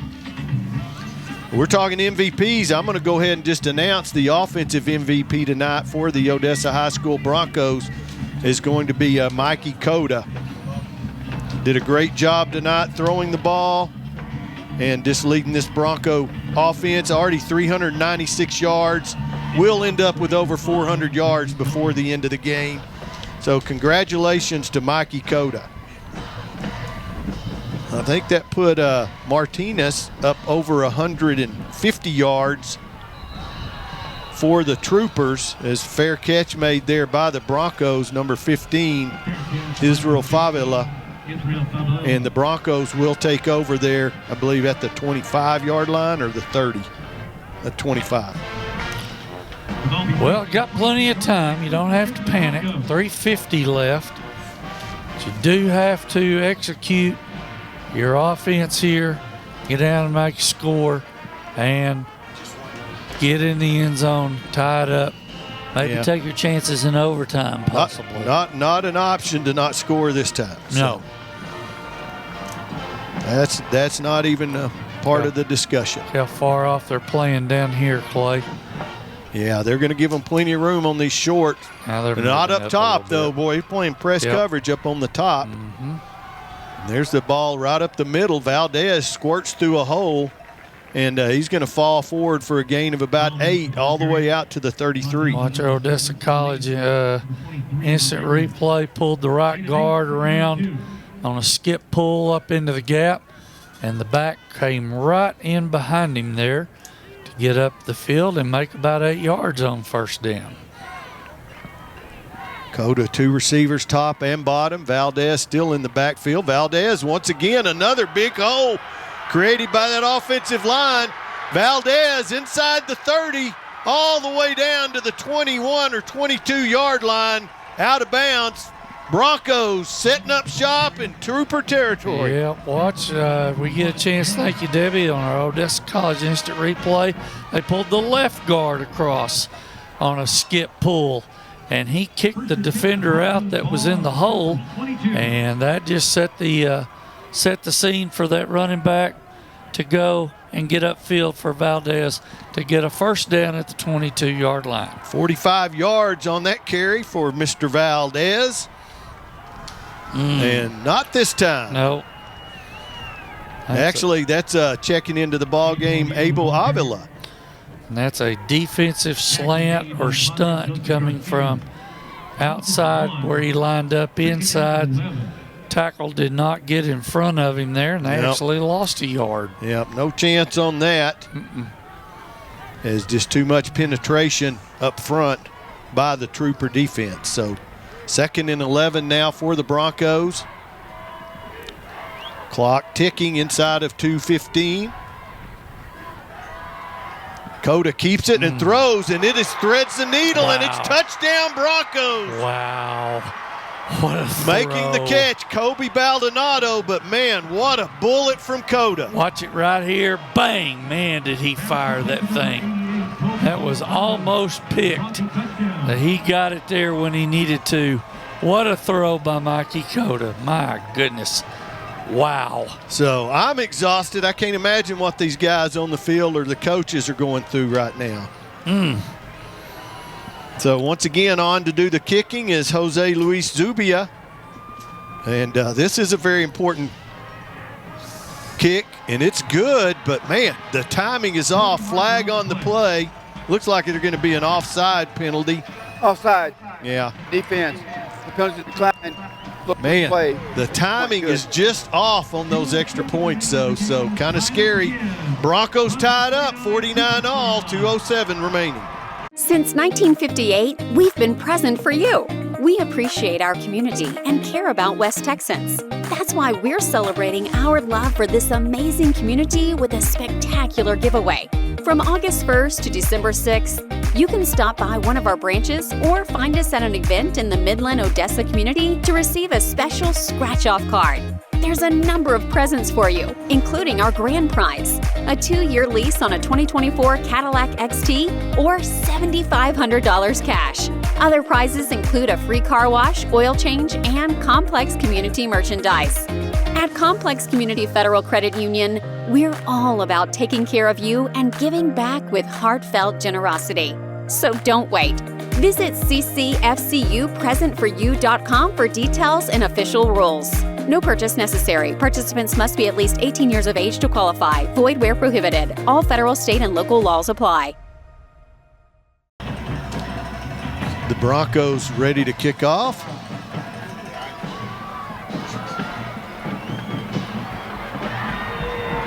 Taken there at the 7-yard line, going around the other way is Jaden Deal. Oh, almost didn't realize he was almost going out of bounds untouched. The MVP defensive-wise for tonight is going to be Daniel Garcia, number 7 for the Bronco defense. Got him with 13 unofficial tackles tonight. Well, he had a good game for sure. Yep. He has been all over. He's had a lot of penetration blitzing up the middle, and it's going to need a little bit here as the Broncos got to keep the Troopers off the scoreboard for 1:58. Troopers on the 24-yard line. Don't know what kind of. That's Shavira, it looks like, up the middle for immediately 8 yards. Or is that Martinez? Yeah, that was Martinez, my bad. Now they're going to go quick again. Is El Paso Eastwood, only 2 timeouts remaining. Martinez once again right up the middle, and he's all the way out to the 40. So 2 plays, the Troopers pick up 16 yards on the ground. Yep, and they found a hole right in between the center and the 2 guards the last 2 plays. So if it ain't broke, don't fix it. This time it's broke as Martinez, he fumbled the ball, and I believe the Broncos have it. They're going to call him down. Yep. Oh, so close. So close. So it's going to be Get lined up. 2-yard gain out to the 42. Can't change the call. Get lined up. Cox this time looking to throw. He's going to fire it out to the sideline, and it's caught. Clock will stop while they move the chains as it's going to be a first down at the Bronco 48. Turn around, get lined up. They're going no huddle here. Can't worry about what was or wasn't called. You got to play. Cox throws quickly. Oh, Garcia almost swats that one too. He almost got it. Yep. Second down again.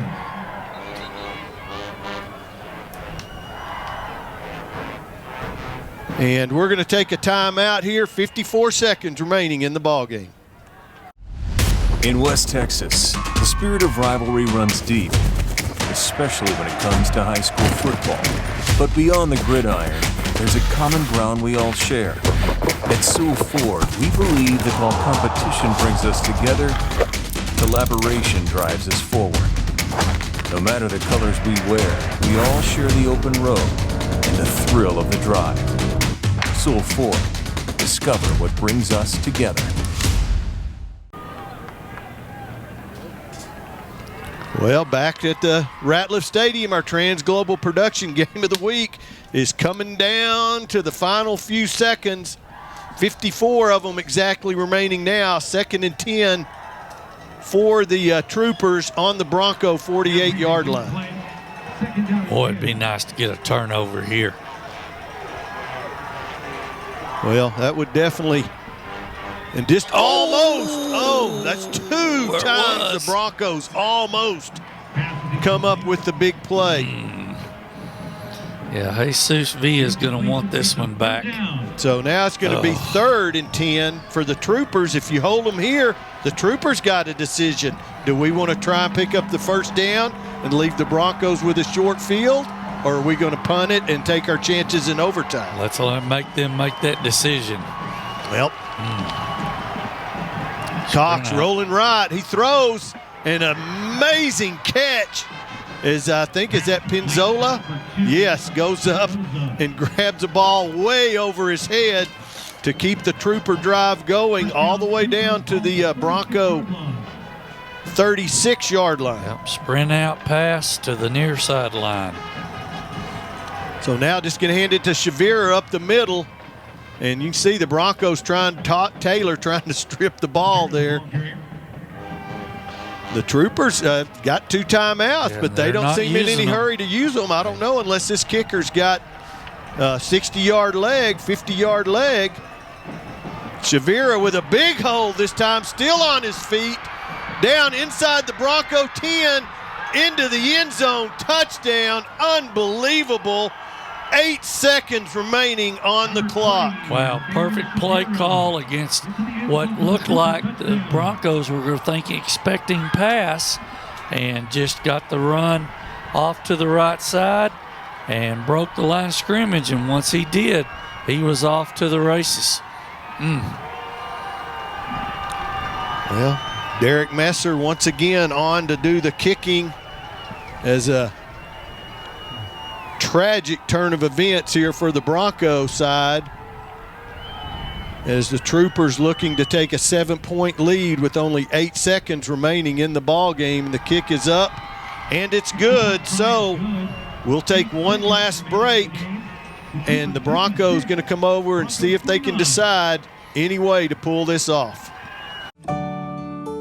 Rosa's Cafe's breakfast takes me back to those early mornings. The smell of fresh homemade tortillas filling the air. The warmth of my mother's kitchen wrapped around me like a hug. Rosa's is a taste of home, a reminder of the love and tradition that went into every dish. Taste the authentic flavors of a Rosa's Cafe breakfast. After all, life is better with Rosa's Cafe.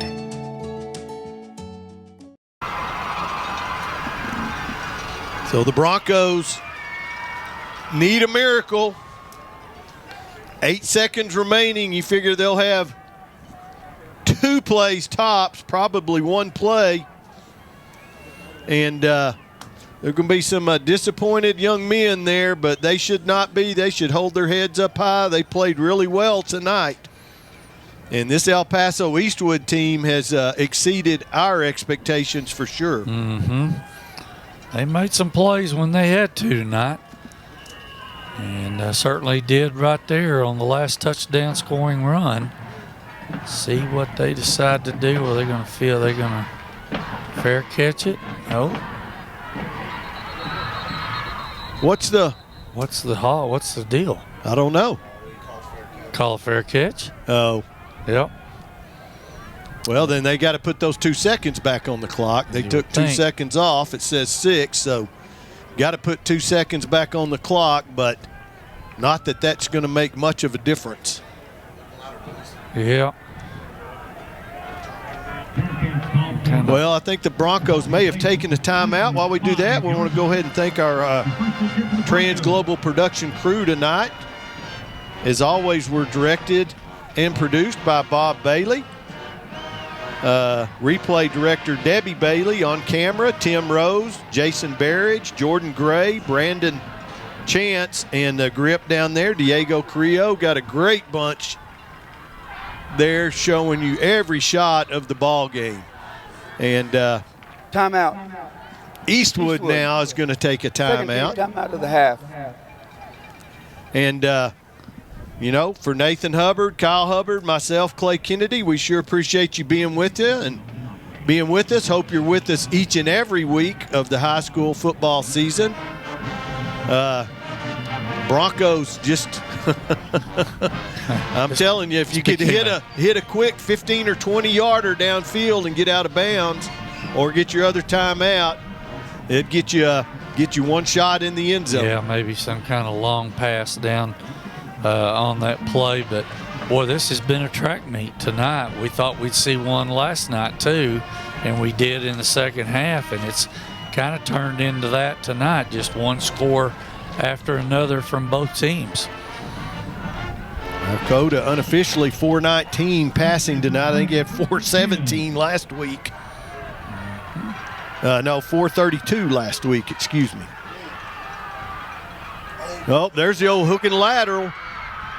There's another one. That might have been forward, though, unfortunately. But he's out of bounds and clock runs out, so that's the ball game there. So anyway, not the ending we were looking for, but a very, very exciting ball game tonight. I want to thank all our sponsors for being with us and making these games possible. And thanks once again to our entire Trans Global Productions crew. And the final score is going to read the El Paso Eastwood Troopers 56 and your Odessa High Broncos 49, their first loss of the season. But they will hold their heads up and come back strong. And we look forward to being with you again next week. Have a good evening.